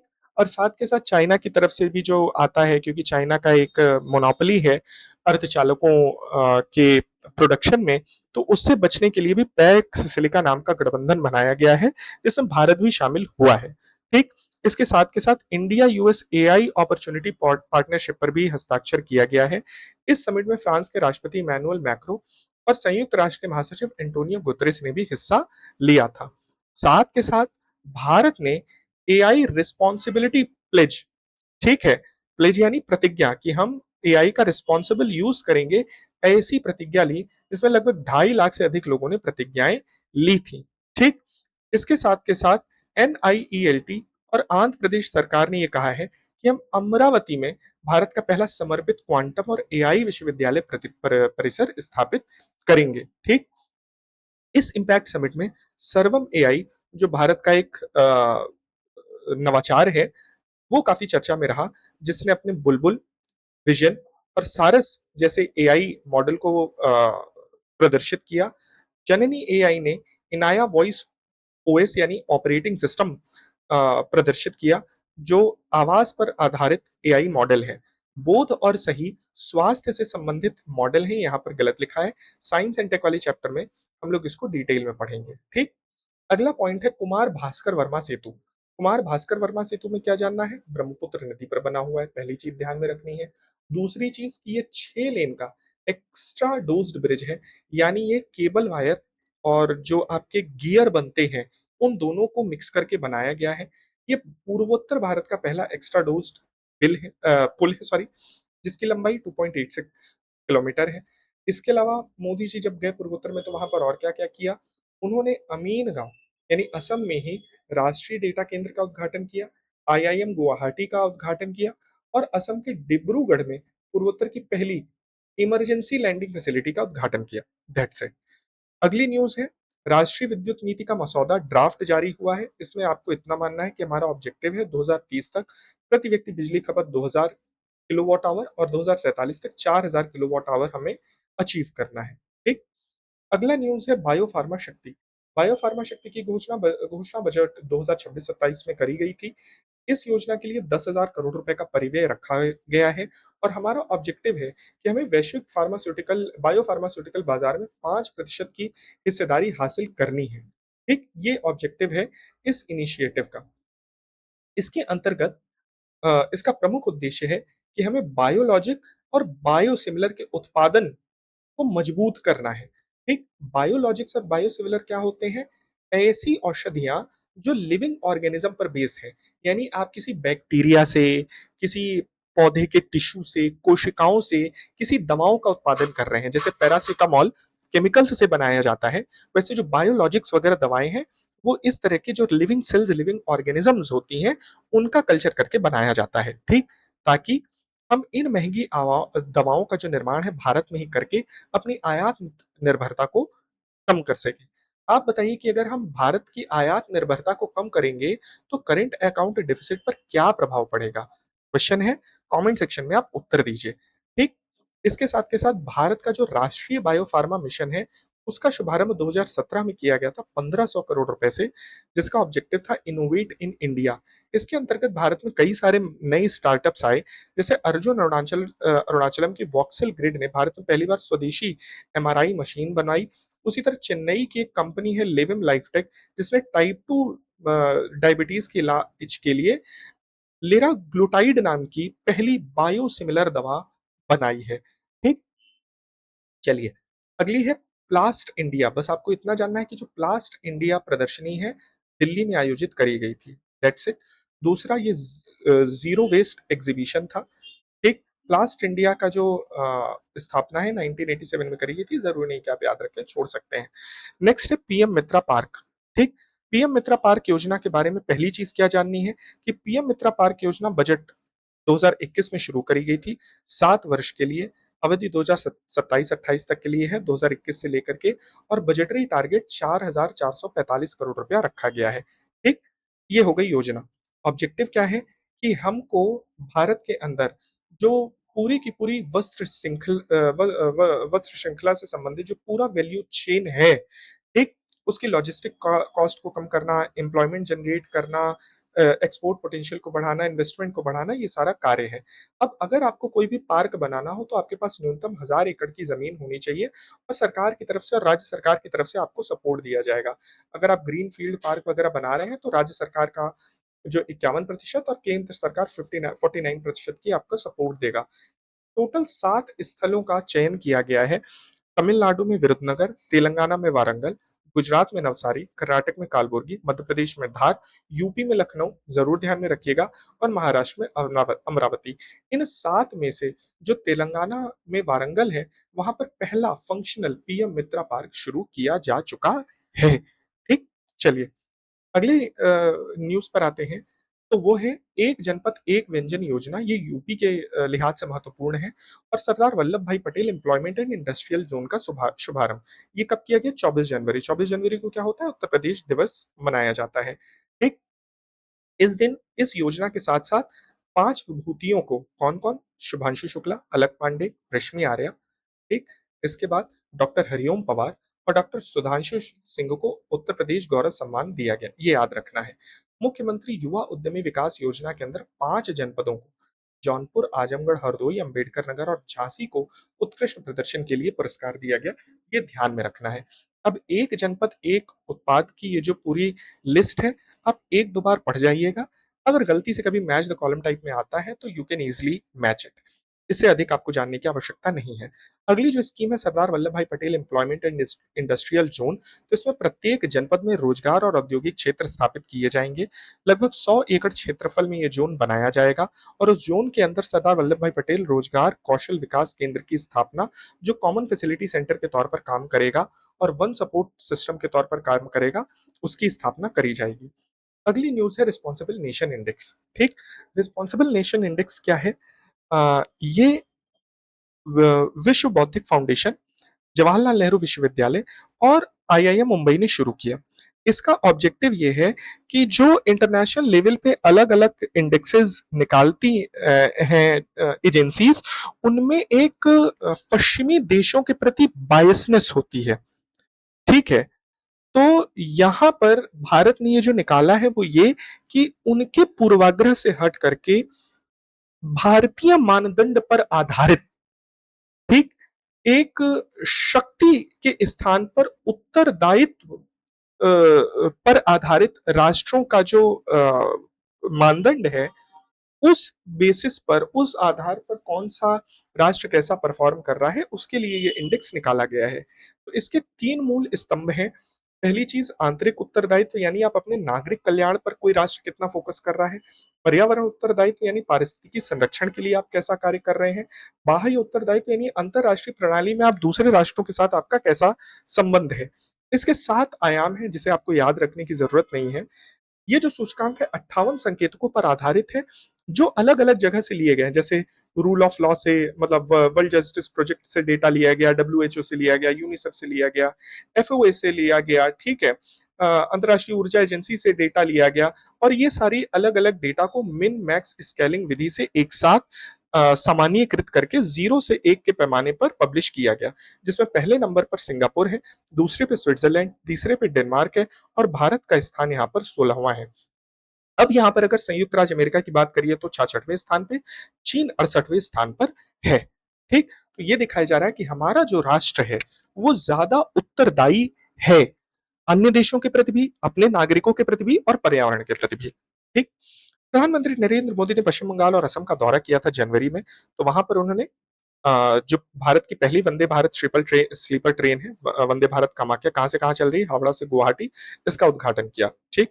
उसके बाद एक बागूरंबा अ, लोक नृत्य है, किससे संबंधित है, बोडो समुदाय से संबंधित है। इतना ही ध्यान रखना है। ठीक। उसके बाद बालागढ़ में एक विस्तारित बंदरगाह द्वार की आधारशिला रखी। ठीक। अंतरदेशीय जल परिवहन, इनलैंड वाटर ट्रांसपोर्ट को बढ़ाने के लिए। कोलकाता में एक इलेक्ट्रिक कैटामरान का भी शुभारंभ किया, जिसे बना कौन रहा है, कोचिन शिपयार्ड लिमिटेड बना रहा है। उसके बाद गुवाहाटी में गोपीनाथ बारदोलई अंतर्राष्ट्रीय हवाई अड्डा, यह भारत का पहला नेचर बेस्ड हवाई अड्डा है, जिसका नाम बैम्बू आर्किड रखा गया है। नामरूप असम में अमोनिया यूरिया परियोजना का शुभारंभ। ठीक। अगली जो न्यूज है, स्टार्टअप इंडिया योजना का 10 साल पूरा हो गया, बहुत बहुत इंपॉर्टेंट है। तो 10 साल पूरा हो गया, तो ये योजना भाई शुरू कब करी गई थी? ये योजना शुरू करी गई थी 10 जनवरी 2016 को। ठीक। और इसकी परिकल्पना किसने करी थी? डीपी डबल आई टी ने। ठीक। और 16 जनवरी 2026 को क्या मनाया गया? राष्ट्रीय स्टार्टअप दिवस भी मनाया गया। इस योजना को शुरू करने के बाद से लेकर आज तक 2 लाख से अधिक मान्यता प्राप्त स्टार्टअप भारत में है, जिसमें से 50% से ज्यादा टीयर 2 और टीयर 3 शहर में है। 48% स्टार्टअप में महिला निदेशक हैं, और भारत तीसरा सबसे बड़ा स्टार्टअप पारिस्थितिकी तंत्र बनकर के उभरा है। ठीक। यहाँ पर स्टार्टअप्स के प्रमोशन के लिए डीपीआईआईटी ने एक फंड्स ऑफ फंड की व्यवस्था करी थी, जिसका प्रबंधन लघु उद्योग विकास बैंक सिडबी के द्वारा किया जाता है। ये जो फंड्स ऑफ फंड है, ठीक, इसके अंतर्गत 10,000 करोड़ रुपए का कोष आवंटित आवंटित किया गया। Startup India funds of funds 2.0 कब शुरू किया गया? 14 फरवरी 2026। 2.0 है तो 1.0 कब था? Startups India funds of fund 1.0 2016 में शुरू किया गया था। अगेन 10,000 करोड़ रुपए के शुरुआती कोष से लेकर के। इसके अलावा 945 करोड़ रुपए का स्टार्टअप इंडिया सीड फंड योजना भी शुरू करी गई है। सीड का क्या मतलब होता है? बीज। यानी कोई स्टार्टअप शुरू हो रहा है, उसको अपना प्रोटोटाइप बनाना है, अपने प्रोडक्ट की टेस्टिंग करनी है, मार्केट में एंटर करना है। इन सारी गतिविधियों को बढ़ावा देने के लिए जो पैसा है, वो इस योजना के द्वारा उपलब्ध कराया जाएगा। अब यहाँ पर राज्यों में स्टार्टअप रैंकिंग की रूपरेखा की भी निकाली गई, जिसमें जो बेस्ट परफॉर्मिंग स्टेट है कैटेगरी 1 में, वो है गुजरात, और उसके बाद है अरुणाचल प्रदेश कैटेगरी बी में। टॉप परफॉर्मर में कर्नाटक है, पंजाब, यूपी आपको ध्यान में रखना है कि यूपी किस में आ रहा है, टॉप परफॉर्मर में आ रहा है कैटेगरी ए में। और जो बिहार है, वो एस्पायरिंग लीडर्स की कैटेगरी में आता है। ठीक। साथ के साथ उभरता हुआ स्टार्टअप तंत्र में छत्तीसगढ़ का नाम आपको याद में रखना है, बाकी आप भूल सकते हैं। अन्य जो स्टार्टअप पुरस्कार हैं, कृषि नवाचार पुरस्कार महाराष्ट्र के स्टार्टअप AREETE को, अरीति को दिया गया। सामुदायिक विकास उत्प्रेरक पुरस्कार बहुत इंपॉर्टेंट है, credit back technology private limited Bihar को दिया गया है। ठीक, बाकी आप भूल सकते हैं। इसके बाद अवसंरचना हेतु विजनरी पुरस्कार hyphen SCS private limited UP को दिया गया है। महिला नेतृत्व इनोवेटर हरियाणा का स्टार्टअप एरिवेशन फैशन टेक को दिया गया है। ठीक। Health take blue Phoenix Maharashtra, make in India got robotics Tamil Nadu, आप चाहें तो छोड़ सकते हैं, बट बाकी जो मैंने बताया वो आपको ध्यान में रखना है। ठीक। यूजीसी अधिनियम, फिलहाल तो इस पे सुप्रीम कोर्ट ने अंतरिम रोक लगा दी है, और ये विवादित भी था, तो ये संभवतः वैसे मेंस में भी नहीं पूछा जाएगा, बट प्रीलिम्स के लिए तो बिल्कुल भी इंपॉर्टेंस नहीं रखता है। ठीक। अगला बिंदु आता है शांति अधिनियम से संबंधित। ठीक है। शांति अधिनियम में क्या है? 20 दिसंबर 2025 को राष्ट्रपति ने मंजूरी दी, और शांति अधिनियम आ गया। Shanti stands for sustainable harnessing and advancement of nuclear energy and transforming India. ठीक। ऑब्जेक्टिव क्या है इसका? इसका ऑब्जेक्टिव है कि पहली पहली बात, कि जो पुराने कानून है उनका समेकन यानी यूनिफिकेशन, एकीकरण करना, आधुनिकीकरण करना, मॉडर्नाइज करना। ठीक। और साथ के साथ सीमित मात्रा में प्राइवेट सेक्टर की भी भागीदारी सुनिश्चित करना, ये 3 ऑब्जेक्टिव हैं इस बिल को लाने के। ठीक। इसके साथ के साथ जो परमाणु ऊर्जा नियामक बोर्ड है, उसको स्टेचुटरी दर्जा, वैधानिक दर्जा भी दे दिया गया है, जिससे हमारा जो ऑब्जेक्टिव है कि 2047 तक 1,000 गीगावाट परमाणु ऊर्जा क्षमता को हम प्राप्त कर सकें। ठीक। तो अब जब हम एकीकरण की बात करें तो दो पुराने कानून है, परमाणु ऊर्जा अधिनियम 1962 बिल्कुल याद होना चाहिए, और परमाणु क्षति के लिए सिविल लाइबिलिटी एक्ट 2010, इन दोनों को मर्ज करके हटा करके उसकी जगह पर एक अधिनियम लाया गया। फिर मैंने बात करी प्राइवेटाइजेशन। तो कहां कहां पर प्राइवेट प्राइवेट सेक्टर की एंट्री है? परमाणु संयंत्र का निर्माण हो गया, स्वामित्व हो गया, परमाणु ईंधन का निर्माण हो गया, परिवहन, व्यापार और भंडारण हो गया। ठीक। इसके साथ के साथ ऐसी जगह जहां पर आपको लगे रेडिएशन का एक्सपोजर है, ठीक, वहां पर काम शुरू करने से पहले आपको एईआरबी, जिसको स्टेचुटरी दर्जा दे दिया गया है, उससे अनुमति लेनी होगी। अब जो परमाणु क्षति का दायित्व था, 2010 का जो अधिनियम था उसमें कॉन्सेप्ट था नो फॉल्ट प्रिंसिपल, दोष रहित। यानी दुर्घटना होने के बाद ऑपरेटर की गलती हो या ना हो, मुआवजा तो उसको देना ही देना पड़ेगा। तो पहले ये होता था कि कोई भी अगर परमाणु रिएक्टर 10 मेगावाट थर्मल पावर का या उससे अधिक है, तो उसकी जो अधिकतम लाइबिलिटी थी वो 1500 करोड़ रुपए की बनती थी। लेकिन अब जो लाइबिलिटी का स्ट्रक्चर है उसका स्तरीकरण कर दिया गया है। यानी छोटे रिएक्टर और बड़े रिएक्टरों के लिए जो दायित्व बनता है वो अलग अलग है, जिसकी सीमा 100 करोड़ से लेकर के 3000 करोड़ तक की रखी गई है, उनके साइज के हिसाब से। ठीक, वैधानिक मान्यता हमने बता ही दी। जो आयोग बनाया गया है परमाणु ऊर्जा के सुरक्षित उपयोग के लिए, उसमें एक अध्यक्ष होगा, एक पूर्णकालिक सदस्य होगा और 7 अंशकालिक सदस्य होंगे। साथ के साथ एक रिड्रेसल काउंसिल भी बनाई जाएगी, जो केंद्र सरकार या बोर्ड के आदेशों के खिलाफ की जो अपील है उसको सुनेगी। ठीक। इसके बाद आता है अगली न्यूज, विकसित भारत जी रामजी अधिनियम। ठीक। क्यों आया? इसने 2005 में जो मनरेगा योजना थी, योजना क्या अधिनियम था, उसके उसका स्थान वीबी जी राम जी ने लिया था। मनरेगा जब आया था तो उसका उद्देश्य था कि मजदूरी आधारित रोजगार उपलब्ध कराना, ग्रामीण आय को स्थिर करना, साथ के साथ बुनियादी अवसंरचना को बढ़ावा देना। ठीक। यहाँ पर 100 दिनों की जो मजदूरी है उसकी गारंटी दी गई थी गांव के मजदूरों को, जिससे भारत का जो ग्रामीण स्ट्रक्चर है, संरचना, उसमें काफी परिवर्तन आया। लेकिन वर्तमान में लोगों की आय बढ़ी है, कनेक्टिविटी में सुधार हुआ है, डिजिटाइजेशन हुआ है, ठीक, आजीविकाओं का विविधीकरण हुआ है, इसलिए रोजगार की जो प्रकृति है वो परिवर्तित हो रही है। तो नए परिवर्तन के अनुरूप नियम को बनाने के लिए इस नए एक्ट को पारित किया गया है, जो जिसे राष्ट्रपति से मंजूरी 21 दिसंबर को दी गई। इसमें पहली चीज करी गई कि जहां पर पहले 100 दिन की गारंटी थी, अब 125 दिन की गारंटी दी गई है। दूसरा ये कि 60 दिनों का पॉज दिया गया है। पॉज का ये मतलब होता है कि हर गांव में कृषि के समय पर जो मजदूर है वो अपने खेतों में काम करने चले जाते हैं, तो उस टाइम के लिए 60 दिनों का पॉज दिया जाएगा कि रबी और खरीफ में जो जुताई और बुआई का सीजन है वहां पर 60 दिनों का गैप रहेगा। ठीक। इसके बाद जो मजदूरी का भुगतान है वो साप्ताहिक आधार पर किया जाएगा, और काम हो जाने के 15 दिन के अंदर अंदर आपको पेमेंट दी जाएगी। और अगर आपने रजिस्ट्रेशन कराया और आपको काम नहीं मिला तो 15 दिन के अंदर बेरोजगारी भत्ता दिया जाएगा। जो प्रशासनिक व्यय है उसकी सीमा 6 से बढ़ाकर के 9% कर दी गई है, और ये केंद्र प्रायोजित योजना होगी। यानी सामान्य राज्य 60-40 का योगदान होगा, उत्तर पूर्वी राज्य 90-10, और बिना विधानसभा वाले केंद्र शासित प्रदेश 100% खर्चा केंद्र सरकार उठाएगी। अब यहां पर भी जो इन मजदूरों से 125 दिन तक काम कराना है वो कोई भी कार्य नहीं कराना है। 4 स्पेसिफिक क्षेत्र बताए गए हैं जहां पे जल संबंधित कार्य करना है, जिससे जल सुरक्षा को इंश्योर किया जा सके। मूल ग्रामीण अवसंरचना पर ध्यान केंद्रित करना है, ऐसी अवसंरचना बनाना है जिससे नई आजीविका को क्रिएट किया जाए, और ऐसी अवसंरचना जो मौसमी घटना के चरम प्रभावों को कम कर सके। ठीक। तो 4 वर्टिकल पर आधारित कार्य करवाए जाएंगे। ठीक। अगला न्यूज है सोमनाथ स्वाभिमान पर्व 8 से 11 जनवरी 2026 को मनाया गया। क्यों? क्योंकि सोमनाथ मंदिर पर आज से 1000 वर्ष पूर्व 1026 में महमूद गजनी के द्वारा आक्रमण किया गया था। आपको इतना जानना है कि यह मंदिर गुजरात के वेरावल में अवस्थित है, और इसका निर्माण कैलाश महामेरु स्थापत्य शैली में किया गया है। ठीक। जो इसके खंडहर थे उस पर सरदार वल्लभ भाई पटेल ने दौरा किया 1947 में, और कहा हम इसका पुनर्निर्माण कराएंगे। और पुनर्निर्माण के बाद 11 मई 1951 को मौजूदा जो मंदिर है उसको भक्तों के लिए खोला गया था। ठीक।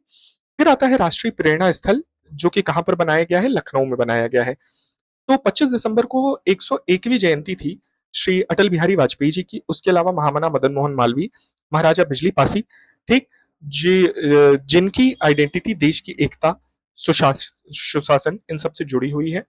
इसको देखते हुए 65 एकड़ के एरिया में लखनऊ में राष्ट्रीय प्रेरणा स्थल बनाया गया, जहां डॉक्टर श्यामा प्रसाद मुखर्जी, पंडित दीनदयाल उपाध्याय और श्री अटल बिहारी वाजपेयी की 65 फीट ऊंची कांस्य प्रतिमा स्थापित करी गई है। ठीक। अगला आता है कि दीपावली को यूनेस्को की अमूर्त सांस्कृतिक विरासत में शामिल कर लिया गया है। ये निर्णय यूनेस्को के अंतर सरकारी समिति के 20वें सत्र के दौरान लिया गया, जो कहां पर हो रहा था, नई दिल्ली में। ये आपको विशेष तौर पर ध्यान देना है। ठीक। दीपावली के शामिल होने के साथ साथ भारत की कुल 16 ऐसी अमूर्त धरोहर हैं जो इस सूची में शामिल है। वर्ष 2008 में सबसे पहली बार कुटियाट्टम, वैदिक मंत्रोच्चार और रामलीला को पहली बार इस सूची में स्थान दिया गया था। तब से अब तक 16 ऐसी अमूर्त धरोहर हैं जिनको इस सूची में स्थान दिया गया है। अगला बिंदु आता है स्वास्थ्य सुरक्षा से राष्ट्रीय सुरक्षा उपकर अधिनियम, जो कि वित्त मंत्रालय द्वारा लाया गया एक कर विधेयक है। क्यों लाया गया है? जो डीमेरिट गुड्स हैं, डीमेरिट गुड्स जिनसे कुछ ना कुछ नुकसान होता है, जैसे पान मसाला, तंबाकू, ये हो गया, इनके ऊपर कुछ विशेष उपकर लगाया जाएगा। तो इससे क्या होगा कि एक तो ये महंगे हो जाएंगे, लोग कम खरीदेंगे, और साथ के साथ जो एक्स्ट्रा पैसा आएगा उसका उपयोग जन स्वास्थ्य प्रणाली और राष्ट्रीय सुरक्षा के लिए करना होगा। अब ये जो टैक्स लगाया जाएगा, ये उत्पादन क्षमता के बेसिस पर लगाया जाएगा। ठीक। इससे अधिक आपको नहीं ध्यान में रखना है। यहाँ पे आपको ध्यान रखना है कि दो प्रकार के विधेयक प्रस्तुत किए गए, केंद्रीय उत्पाद शुल्क विधेयक तंबाकू के लिए और स्वास्थ्य सुरक्षा से राष्ट्रीय सुरक्षा उपकर विधेयक पान मसाला के लिए। बस इतना जानना है, बाकी डिटेल जानने की आवश्यकता नहीं है। अगला पॉइंट बहुत इंपॉर्टेंट है, जनगणना 2027। हमें पता है कि भारत में जनगणना की जानकारी कौटिल्य के अर्थशास्त्र, अबुल फजल की आईने अकबरी, इन सबसे मिलती है। भारत की पहली आधुनिक जनगणना 1865 से 1872 के बीच में हुई। उस समय कौन था हमारा गवर्नर? लॉर्ड मेयो थे। और पहली समन्वित जनगणना 1881 में हुई। उस समय पर कौन था? लॉर्ड रिपन थे। जो वर्तमान जनगणना है उसके लिए कितना पैसा दिया है सरकार ने? 11,718 करोड़ रुपए। एग्जैक्ट याद होना चाहिए। ठीक। 2027वीं जो जनगणना कौन सी है? 16वीं, और आजादी के बाद से 8वीं जनगणना है। ठीक। कानूनी ढांचा क्या है? जनगणना अधिनियम 1948 और जनगणना नियम 1990। यूनिक क्या है कि सभी समुदायों को शामिल किया जाएगा और ये पूर्णतः डिजिटल जनगणना होगी।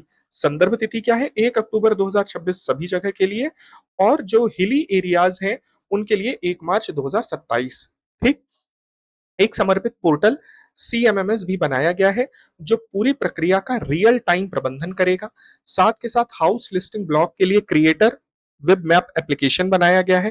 प्राधिकारियों के लिए दो तरीके से की जाएगी। पहले चरण में मकानों की गणना की जाएगी, दूसरे चरण में जनसंख्या की गणना करी जाएगी। ये जो डेटा है ये फिलहाल आपको याद नहीं करना है, हम आपको अलग से पॉपुलेशन का डेटा देंगे, वहां पर और डिटेल चीजें आएंगी, आप उन्हें ध्यान में रखिएगा। अभी के लिए आप इन्हें छोड़ सकते हैं। ठीक। फिर आता है 56वां भारतीय अंतर्राष्ट्रीय फिल्म महोत्सव। ठीक। इसका आयोजन कहां पर किया गया? पणजी में इसका आयोजन किया गया था। ठीक। यहां पर आपको क्या ध्यान रखना है कि जापान फोकस देश था। एश्ले मैफेयर की फिल्म स्किन ऑफ यूथ को गोल्डन पीकॉक पुरस्कार दिया गया। बस इतना, क्योंकि यहां से बहुत बार प्रश्न नहीं पूछा गया है, तो जो इंपॉर्टेंट है सिर्फ वही बता रहे हैं हम। रजनीकांत जी को पुरस्कृत किया गया 50 वर्ष पूरा करने के उपलक्ष्य में। सिल्वर पीकॉक पुरस्कार संतोष दावकर को उनकी फिल्म गोंधल के लिए दिया गया है।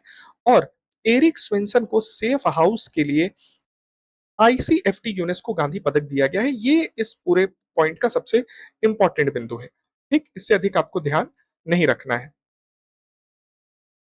चलिए, इसके बाद आता है भगवान बिरसा मुंडा की 150वीं जयंती। ठीक। तो भगवान बिरसा मुंडा की 150वीं जयंती 15 नवंबर 2025 को मनाई गई। ठीक। और 15 नवंबर 2024 से 15 नवंबर 2025 तक जनजाति गौरव वर्ष मनाया गया। ठीक। और सरकार ने 2021 में ये निर्णय लिया था कि उनके बर्थडे 15 नवंबर को हम जनजाति गौरव दिवस के रूप में हर वर्ष मनाएंगे। और इस साल भी, मतलब पिछले वर्ष 1 से 15 नवंबर 2025 को जनजाति गौरव पखवाड़ा मनाया गया। जनजाति गौरव वर्ष पखवाड़ा भी मनाया गया। तो भगवान बिरसा मुंडा का जन्म 15 नवंबर 1875 को खूंटी यानी उलिहातू नामक गांव में हुआ था, जो कि झारखंड में है। वो मुंडा जनजाति से संबंधित थे।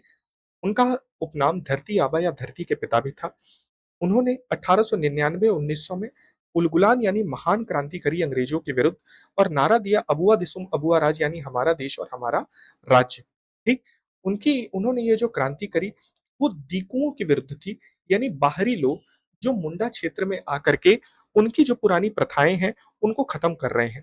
ठीक, सरकार ने उनकी जो खूंट कुटी व्यवस्था थी, खूंट कुटी व्यवस्था होती है जहां पर जो लैंड की ओनरशिप होती है वो जॉइंट होती है, जमीन किसी एक की नहीं बल्कि सामूहिक ओनरशिप होती है, उसको खत्म कर दिया तथा बेठ बेकारी को प्रचलित किया, यानी उनसे बेगार करवाया जाता था। ठीक, इन सभी चीजों से उबरने के लिए उन्होंने एक रिवाइवलिस्ट आंदोलन शुरू किया, यानी मुंडाओं का पुनरुद्धार करने के लिए, और बिरसाइत धर्म, एक नए धर्म की स्थापना उन्होंने करी। ठीक, अ, हालांकि अ, उन्होंने जो क्रांति करी उसके पश्चात उनको गिरफ्तार किया गया और 9 जून 1900 को उनकी रांची जेल में मृत्यु हो गई थी। लेकिन आंदोलन का प्रभाव ये था कि छोटा नागपुर टेनेसी एक्ट 1908 में लाया गया, और इस एक्ट के बाद मुंडाओं के जो पुराने प्रचलन थे उनको सरकार के द्वारा एक्सेप्ट किया गया। ठीक, झारखंड राज्य का गठन भी 15 नवंबर के दिन ही वर्ष 2000 में किया गया था। ठीक, चलिए, इसके बाद अगला टॉपिक है जल संचय जन भागीदारी पुरस्कार। ठीक, जल संचय जन भागीदारी जो पुरस्कार है, जल शक्ति अभियान कैच द रेन के तहत इसकी घोषणा 18 नवंबर को की गई थी। और कहां पर करी गई थी? नई दिल्ली में। किसने किया था? राष्ट्रपति द्रौपदी मुर्मू जी ने किया था। और इसके साथ छठवें राष्ट्रीय जल पुरस्कार की भी घोषणा करी गई थी। तो सबसे पहले हम जन शक्ति जल संचय जन भागीदारी पुरस्कार की यदि हम बात करें तो यहाँ पर जोन वाइज पुरस्कार दिया गया है।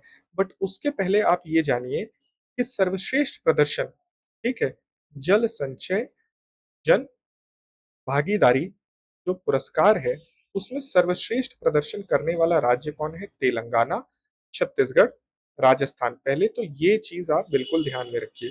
ठीक, ये बिंदु याद हो गया। उसके बाद अंदर की चीजें, अब यहाँ पे जो जिलेवार हैं उनको अलग अलग कैटेगरी में बांटा गया है, तो कुछ कुछ चीजें आपको ध्यान रखनी है। पहली श्रेणी में जो उत्तरी जोन है वहां पर तीनों में यूपी का स्थान है, मिर्जापुर, बनारस और जालौन। तो ये चीज आप याद रखिएगा। पूर्वी जोन में फालूद का स्थान है, आप इसे भूल सकते हैं। शीर्ष 10 नगर निगम में पहला स्थान रायपुर नगर नगर निगम का है, आप इसे ध्यान रख सकते हैं। और तीसरे स्थान पर गोरखपुर नगर निगम है उत्तर प्रदेश का। ठीक, जो 50 टॉप यूएलबीज हैं उसमें पहला स्थान गुना का है, मध्य प्रदेश। कैटेगरी 2 की बात आए तो कैटेगरी 2 में जो नॉर्दर्न जोन है वहां पे चित्रकूट को अगेन पहला स्थान मिला है। ठीक, फिर उसके बाद कैटेगरी 3 की यदि बात करें तो कैटेगरी 3 का जो ईस्टर्न जोन है उसमें पहला स्थान तो बिलासपुर का है, तीसरा स्थान नालंदा का है, आप इसे ध्यान रख सकते हैं। ठीक, इसके बाद सबसे बेस्ट जो मंत्रालय है वो रेल मंत्रालय को पुरस्कृत किया गया है। निजी परोपकारियों में कर्मभूमि से मातृभूमि हसमुख भाई जी को दिया गया है, गुजरात के हैं। ठीक, अब इसके बाद जल पुरस्कारों की बात करें जो यहाँ पर नहीं लिखा है, तो जल पुरस्कारों में पहला स्थान महाराष्ट्र को, दूसरा गुजरात को, तीसरा हरियाणा को दिया गया है। डिस्ट्रिक्ट में नॉर्थ जोन में जो डिस्ट्रिक्ट पुरस्कार है वो मिर्जापुर को दिया गया है। जो यूएलबीज है, अर्बन लोकल बॉडीज है, उसमें नवी मुंबई पहले स्थान पे, भावनगर दूसरे स्थान पे, आगरा और नवा दिगंतिका टाउनशिप वेस्ट बंगाल की ये जॉइंट रूप से तीसरे स्थान पर रही हैं। ठीक, जल पुरस्कार में अगर हम व्यक्ति की बात करें तो किशोर जायसवाल जी को मिला है जो कि ईस्ट जोन बिहार से संबंधित है। ठीक, चलिए, इसके बाद अगला जो न्यूज है वो है डिजिटल वैयक्तिक डेटा संरक्षण नियमावली डीपीडीपी एक्ट। ठीक, इसमें आपको सिर्फ इतना जानना है कि डीपीडीपी एक्ट पारित किया गया जिसमें सरल दृष्टिकोण को अपनाया गया है। मूलतः यह भी मेंस का टॉपिक है। ठीक, बट इसमें यह कहा गया है कि अगर कोई व्यक्ति अनुपालन नहीं करता इस नियम का तो उसको दंड दिया जाएगा। इस नियम के प्रमुख सिद्धांत ये हैं कि पहली चीज, जो भी व्यक्ति न्यासी है, ट्रस्टी है, जिसके पास डेटा है, डेटा की सुरक्षा का उत्तरदायित्व भी उसी ट्रस्टी का होगा, पहली चीज। दूसरी चीज है कि यदि सुरक्षा में आप चूक करते हैं तो आपके ऊपर 250 करोड़ रुपए का जुर्माना लगाया जाएगा। अगर आप बच्चों की गोपनीयता के साथ अगर खिलवाड़ करते हैं तो 200 करोड़ रुपए का आपके ऊपर जुर्माना लगाया जाएगा। अन्य स्थिति में 50 करोड़ का जुर्माना लगाया जाएगा। That's it. अगला न्यूज है अंतरराष्ट्रीय आर्य महासम्मेलन। अंतरराष्ट्रीय आर्य महासम्मेलन नई दिल्ली में आयोजित किया गया था। किस उपलक्ष्य में? 200वीं जयंती थी महर्षि दयानंद सरस्वती की और आर्य समाज की स्थापना के 150 वर्ष पूरे हुए थे। तो हम जान लेते हैं ये इनका जन्म कब हुआ। महर्षि दयानंद सरस्वती का जन्म 1824 में मोरबी जिला में हुआ था। उन्होंने शिक्षा गुरु विरजानंद जी से ली थी मथुरा के, और अपने कार्य को आगे बढ़ाने के लिए 1875 में आर्य समाज की स्थापना उन्होंने करी थी बंबई में। बंबई में ही 1875 में उन्होंने सत्यार्थ प्रकाश नामक किताब लिखी और आर्य पत्रिका का उन्होंने प्रकाशन शुरू किया 1882 से। 1883 में उनकी मृत्यु हो गई थी। उनकी स्मृति को स्थायी बनाने के लिए डीएवी कॉलेज लाहौर में स्थापित दयानंद एंग्लो जो वैदिक कॉलेज की स्थापना लाहौर में करी गई थी 1886 में। स्थापना महात्मा हंसराज और लाला लाजपत राय ने मिलकर के करी थी। इसके साथ के साथ स्वामी श्रद्धानंद जी ने हरिद्वार में गुरुकुल कांगड़ी की स्थापना 1902 में करी थी। ठीक। और स्वामी श्रद्धानंद की हत्या 1926 में हो गई। उसके बाद 1927 में महात्मा हंसराज जी ने ही प्रथम आर्य महासम्मेलन की शुरुआत करी थी। ठीक। दिल्ली में कार विस्फोट हुआ है, बहुत दुखद घटना है, बट हमारी परीक्षा के दृष्टिकोण से इंपॉर्टेंट नहीं है। केरल पहला राज्य बना है जिसको चरम गरीबी से मुक्त कर दिया गया है। चरम गरीबी से मुक्त करने के लिए केरल में कुटुंबश्री योजना चलाई गई। खाद्य आपूर्ति को सुनिश्चित करने के लिए आजीविका सहायता दी गई। मनरेगा में लोगों को शामिल किया गया और इस तरह चरम गरीबी को खत्म किया गया। बस इतना ध्यान में रखना है। मॉडल यूथ ग्राम सभा योजना एक शैक्षिक पहल है। ठीक। सबसे पहले ध्यान रखना है कि ये पंचायती राज मंत्रालय, शिक्षा मंत्रालय और जनजातीय कार्य मंत्रालय की संयुक्त पहल है, जिसका ऑब्जेक्टिव ये है कि जो बच्चे जवाहर नवोदय विद्यालय में और एकलव्य मॉडल विद्यालय में पढ़ रहे हैं, उनको ये सिखाना कि ग्राम सभा और ग्राम पंचायत में लोग काम कैसे करते हैं। तो वो लोग क्या करते हैं, सरपंच की, वार्ड सदस्य की, आशा और आंगनवाड़ी कार्यकर्ता की भूमिका निभाते हैं, बैठक में भाग लेते हैं, सरपंच सत्र का आयोजन करते हैं, जिससे उनकी अंदर ये अवेयरनेस फैलाई जा सके कि आपकी जो लोकल इंस्टीट्यूट्स हैं, उनकी कार्यप्रणाली क्या होती है। अगला न्यूज़ है राष्ट्रीय स्वयंसेवक संघ का शताब्दी समारोह। तो इसकी स्थापना 1925 में नागपुर में डॉक्टर केशव बलिराम हेडगेवार के द्वारा करी गई थी। 1936 में राष्ट्रीय सेविका समिति की स्थापना लक्ष्मीबाई केलकर के द्वारा करी गई थी। इतना जानना पर्याप्त है, उससे अधिक नहीं। हाँ, इस अवसर पर 100 रुपए का शुद्ध चांदी से बना हुआ सिक्का जारी किया गया, जिसमें भारत माता की छवि है, और संभवतः ये पहली बार है कि किसी भारतीय सिक्के पर भारत माता की छवि आई है। That's it. Road accident in India दुखद है, बट ये हमारे लिए उतना इंपॉर्टेंट नहीं है। बस इतना जानिए कि सबसे अधिक दुर्घटनाएं तमिलनाडु राज्य में होती हैं। इससे ज्यादा ये उतना इंपॉर्टेंट नहीं है। अगला है लखनऊ को यूनेस्को क्रिएटिव सिटीज नेटवर्क में शामिल किया गया है, पाक कला या गैस्ट्रोनॉमी की कैटेगरी में। ठीक। क्रिएटिव सिटी नेटवर्क 2004 में स्थापित किया गया था। ऐसे शहर जो रचनात्मकता को अपनी सतत शहरी विकास की रणनीति के रूप में अपनाते हैं, ठीक, उन शहरों को इस कैटेगरी में शामिल किया जाता है। भारत के कुल 9 शहरों को इस नेटवर्क में शामिल किया गया है। ये घोषणा इस बार के 43वें महासम्मेलन में ली गई, जिसका आयोजन समरकंद में किया गया था अक्टूबर में। ठीक। भारत के कुल 9 शहर कौन कौन से हैं? जयपुर है सबसे पहले हस्तकला की कैटेगरी में, श्रीनगर भी हस्तकला की कैटेगरी में, बनारस, चेन्नई, ग्वालियर संगीत की कैटेगरी में, बॉम्बे फिल्म की कैटेगरी में, हैदराबाद लखनऊ भोजन की कैटेगरी में और कोझिकोड साहित्य की कैटेगरी में है। सरदार वल्लभ भाई पटेल की 150वीं जयंती मनाई गई 31 अक्टूबर 2025 को, और 31 अक्टूबर को 2014 से राष्ट्रीय एकता दिवस के रूप में मनाया जा रहा है। हमें पता है कि उनका जन्म नाडियाद गुजरात में हुआ था। 1918 में कृषक आंदोलन खेड़ा सत्याग्रह उन्होंने किया था, जिसका नेतृत्व महात्मा गांधी ने किया। 1928 प्रमुख आंदोलन बारदोली सत्याग्रह, जिसके बाद उन्हें सरदार की उपाधि दी गई थी। ठीक। रियासतों के एकीकरण में प्रमुख भूमिका। 1947 में स्टेट्स डिपार्टमेंट बनाया गया था, वीपी मेनन जी उसके सचिव थे। स्टैच्यू ऑफ यूनिटी केवड़िया में बनाया गया है, जो सतपुड़ा और विंध्याचल पहाड़ियों के बीच में अवस्थित है। 182 मीटर ऊंची प्रतिमा। अन्य क्या चीज है? कराची अधिवेशन 1931 के अध्यक्ष थे।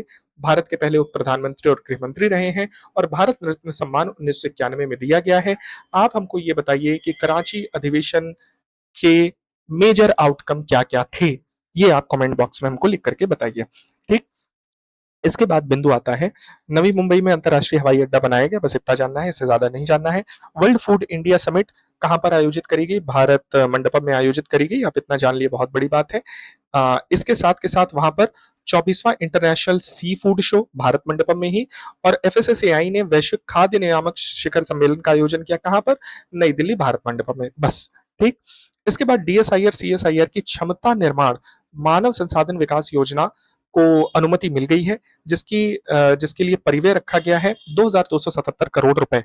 अवधि 2021-22 से 2025-26 15वें वित्त आयोग की अवधि तक के लिए रखा गया है। ऑब्जेक्टिव क्या है कि हमें रिसर्च एंड डेवलपमेंट के क्षेत्र में अच्छे से कार्य करना है, जिससे हमारी जो रैंकिंग है वो आगे बढ़े। वर्तमान में जो ग्लोबल इनोवेशन इंडेक्स 2025 है, उसमें भारत की रैंकिंग 38 है। ठीक। इसके बाद भैराबी सैंगरांग रेल लाइन के द्वारा जो मिजोरम की राजधानी है आइजोल, वो पहली बार भारतीय रेलवे नेटवर्क से जुड़ गई है। That's it. टोटल कितने पुल हैं ये सब आपको नहीं ध्यान रखना है। आपको ये ध्यान रखना है कि इस लाइन में देश का दूसरा सबसे ऊंचा पियर ब्रिज शामिल है। अगर ये दूसरा सबसे ऊंचा पियर ब्रिज है तो सबसे ऊंचा पियर ब्रिज कौन सा है? नोनी ब्रिज मणिपुर में। तो अब आप हमें बताइए भारत का सबसे ऊंचा आर्क ब्रिज कौन सा है? कमेंट बॉक्स में फटाफट से बताइए। ठीक है।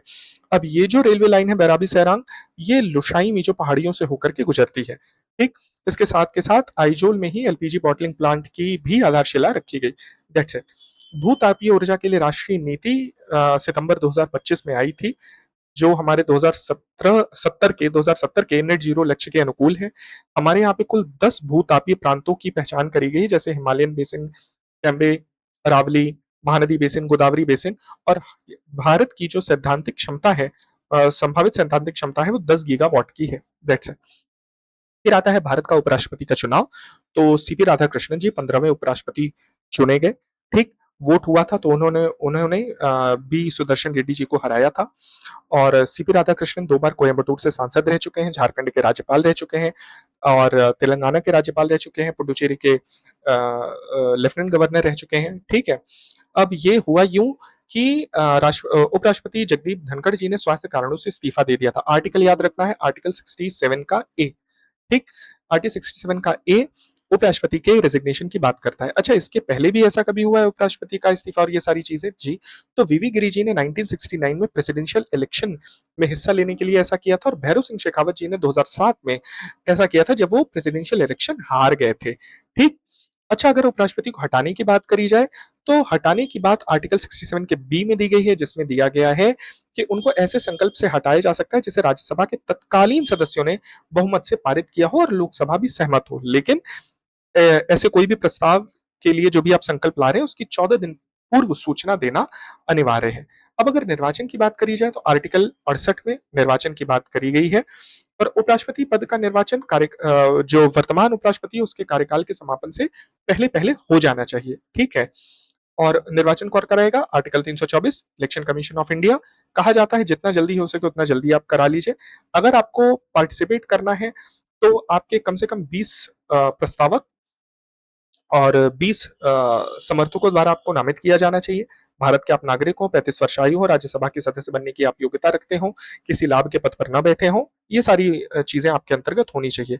निर्वाचक गण कौन होते हैं? दोनों सदन, अर्थात लोकसभा और राज्यसभा के जितने भी सदस्य हैं, मनोनीत सदस्य भी उपराष्ट्रपति के निर्वाचक गण में शामिल होते हैं। आनुपातिक प्रतिनिधित्व प्रणाली से एकल संक्रमणीय मत पद्धति के द्वारा इनका मतदान होता है। और अगर निर्वाचन में कोई संदेह होता है तो जांच न्यायालय सुप्रीम कोर्ट द्वारा की जाती है, और उसका जो डिसीजन होता है वो अंतिम होता है। ठीक। इसके बाद आती है स्वच्छ वायु सर्वेक्षण। तो सबसे जो राष्ट्रीय स्वच्छ वायु कार्यक्रम है वो 2019 में लॉन्च किया गया था, और इसके अंतर्गत 130 शहरों को लक्षित किया गया था कि उनकी एयर क्वालिटी कैसी है। तो जो वर्तमान का स्वच्छ वायु सर्वेक्षण है, ये 9 सितंबर 2025 को लॉन्च किया गया, जिसमें निश्चित रूप से पहली रैंक इंदौर की आई, फिर जबलपुर की, तीसरे नंबर पे आगरा और सूरत की, फिर 3 से 10 लाख की कैटेगरी में अमरावती, और दूसरे नंबर पे मुरादाबाद और झांसी। 3 लाख से कम जनसंख्या वाले में देवास पहले नंबर पर आया है। अगर हम बिहार की बात करें, तो पटना पहली कैटेगरी का जिला है, जिसकी रैंकिंग घटी है 10 से 27 हो गया है।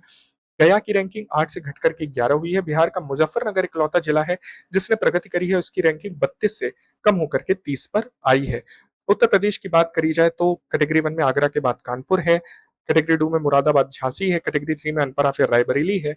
उससे ज्यादा इंपॉर्टेंट है नहीं नहीं, बस इतना ही पर्याप्त है। ठीक। इसके बाद है एनआईआरएफ की, एनआईआरएफ इंडिया रैंकिंग। यहाँ से बहुत ज्यादा बार बार सवाल नहीं आते, आपको बस इतना याद रखना है कि 10वां संस्करण है। आईआईटी मद्रास लगातार 10वें वर्ष पहले स्थान पर रहा है। यूनिवर्सिटी कैटेगरी में भी भारतीय विज्ञान संस्थान बंगलौर पहले नंबर पर रहा है, और इस बार एक नई कैटेगरी शुरू करी गई है, सतत विकास लक्ष्य, उसमें भी पहला स्थान आईआईटी मद्रास को दिया गया। दैट्स इट, इससे ज्यादा की जरूरत नहीं है। ठीक है। इसके बाद अगला बिंदु आता है बिहार राज्य जीविका निधि साख सहकारी संघ लिमिटेड का शुभारंभ 2 सितंबर को मोदी जी ने किया था। ठीक है, वीडियो कॉन्फ्रेंसिंग के द्वारा। ठीक। तो ये जीविका निधि क्या है? जीविका निधि का उद्देश्य ये है कि जो भी आपके कम्युनिटी मेंबर हैं उनको कम ब्याज दरों पर क्रेडिट धन उपलब्ध कराना, क्योंकि गांव में जो माइक्रो फाइनेंसिस इंस्टीट्यूशन है वो 18 से 24% काफी हाई इंटरेस्ट रेट पर ब्याज देते हैं। तो लोग उस दुष्चक्र में फंस जाते हैं, इसलिए उनको कम ऋण पे अधिक राशि उपलब्ध कराना। ठीक। और ये जो निधि है इसका संचालन बिहार सरकार, केंद्र सरकार और उसके साथ के साथ जो संकुल स्तरीय संघ है वो लोग मिलजुल करके करेंगे। ये सारा काम मोबाइल फोन पर आसानी से किया जा सकता है और कार्य की सुगमता के लिए 12,000 सामुदायिक कार्यकर्ताओं को टैबलेट से लैस किया जा रहा है। अब आपको यहाँ पर ध्यान देना है कि Bihar rural livelihood promotion scheme 2006 में लाई गई थी, वर्ल्ड बैंक के सहयोग से लाई गई थी, जिसमें 94 लाख गरीब परिवारों को चिन्हित किया गया, जिनकी महिलाओं को 2 लाख रुपए की सहायता दी गई स्वरोजगार शुरू करने के लिए। वृद्धों की पेंशन को भी 400 से बढ़ा करके 1100 रुपया कर दिया गया है। इसके अंतर्गत जीविका दीदी, जीविका रसोई, तमाम तरीके की योजनाएं चलाई जा रही हैं। बहुत बहुत इंपॉर्टेंट है। ठीक। इसके बाद आता है आपका यू डाइस। ठीक है, यू डाइस क्या है? एक एकीकृत शैक्षिक प्रबंधन सूचना प्रणाली है। One nation one database, student का डेटाबेस है, स्टूडेंट टीचर का। ठीक। बस इतना ही जानना है। ठीक। बस इसमें इतना जान लीजिए कि टीचर की संख्या बढ़ी है और कुल शिक्षकों में 54.2% हिस्सेदारी महिलाओं की है। ड्रॉप आउट रेट में कमी आई है, बस। और इससे ज्यादा जानने की आवश्यकता नहीं है। ठीक।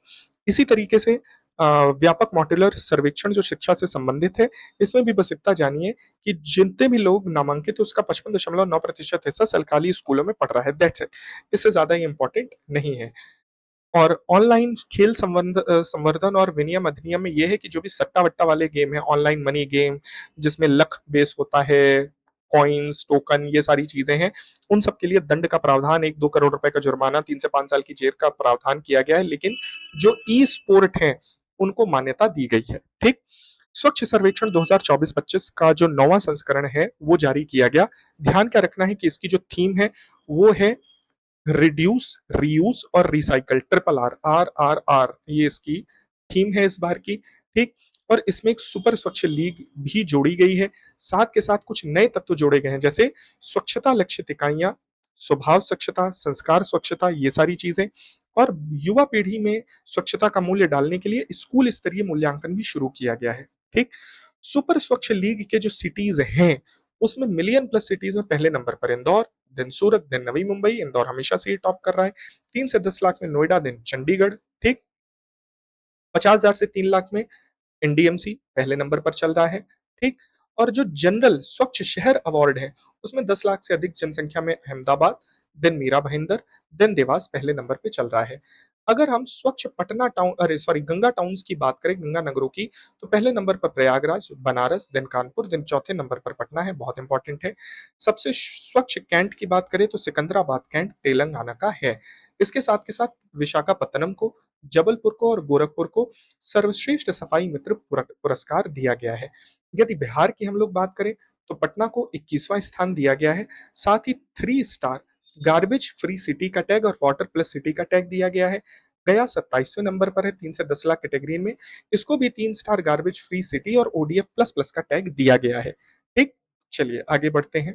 स्वच्छ महाकुंभ 2025 की विशेष पहल को भी आवासन और शहरी कार्य मंत्रालय द्वारा विशेष मान्यता प्रदान करी गई है। ठीक। खेलो भारत नीति 2025 की यदि हम बात करें तो ये पुरानी नीति 2001 को प्रतिस्थापित करती है। ये ईयर ये आपको याद में रखना है। एनईपी के साथ इसको एकीकृत किया गया है और इस नीति का विजन क्या है? स्पोर्ट फॉर नेशन बिल्डिंग, राष्ट्रीय विकास के लिए खेल का उपयोग। क्या किया जाएगा? शासन में सुधार, प्राइवेट सेक्टर का योगदान, बेटर मॉनिटरिंग, बेटर प्रौद्योगिकी, आदर्श खेल नीति, ये सारी चीजें ऑब्जेक्टिव है। बहुत इंपॉर्टेंट स्कीम है। डिजिटल इंडिया मिशन का 10 वर्ष पूरा हो गया है। 10 वर्ष हो गया तो कब आई? 1 जुलाई 2015 को आई। ये 10वीं वर्षगांठ है और आदर्श वाक्य क्या है? पावर टू एम्पावर इसका आदर्श वाक्य है। ठीक। अब यहाँ पर अंतर्राष्ट्रीय आर्थिक संबंध अनुसंधान परिषद ने एक रिपोर्ट जारी करी, भारत की डिजिटल अर्थव्यवस्था की स्थिति रिपोर्ट 2024। वो ये कहता है कि भारत अर्थव्यवस्था के डिजिटलीकरण के संदर्भ में G20 के जो देश हैं उसमें तीसरे स्थान पर है। और 2030 तक जो डिजिटल अर्थव्यवस्था है वो भारतीय अर्थव्यवस्था के 1/5 वाले स्थान पर योगदान देगा। ठीक, इन 10 वर्षों में भारत में जो कुल टेलीफोन कनेक्शन है वो 120 करोड़ हो गया है। टेली घनत्व 84.49% हो गया है। ठीक, इंटरनेट कनेक्शन 96.96 करोड़ है जो कि 285.53% की ग्रोथ को दर्शाता है। ठीक, 5G कनेक्टिविटी में सुधार हुआ है।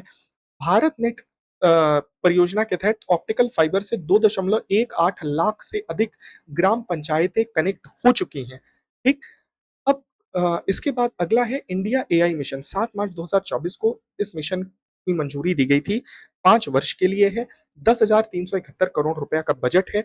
ऑब्जेक्टिव क्या है कि हमको बहुत अपनी नेशनल नेशनल कंप्यूटिंग पावर को बढ़ाना है और भारत ने ये तो मई की है, अक्टूबर तक ये 34,000 नहीं बल्कि 38,000 GPUs graphic processing unit Bharat ने बना ली थी। ठीक है, और ऐसा बोला गया है कि इंडिया की जो एआई इकोनॉमी है वो 2035 तक 1.7 ट्रिलियन डॉलर हो जाएगी। अब आप हमें बताइए कमेंट बॉक्स में कि भाषिनी क्या है और भारत जेन क्या है, इसे आप कमेंट बॉक्स में बताइए। ठीक, तो ये रहा घटना चक्र दृष्टि का संपूर्ण 1 वर्ष का national current affair with entire coverage. हमने बहुत डिटेल में कवर किया। अगर आप इसे 1.5x पर बैठ करके सुनते हैं 2 बार तो आई कैन गारंटी यू कि आपके 5 से 7 से 8 सवाल जो नेशनल करंट अफेयर से आते हैं वो 90% यहां से कवर हो जाएंगे। Thank you very much. We will meet you soon with the next lecture. Bye bye everyone.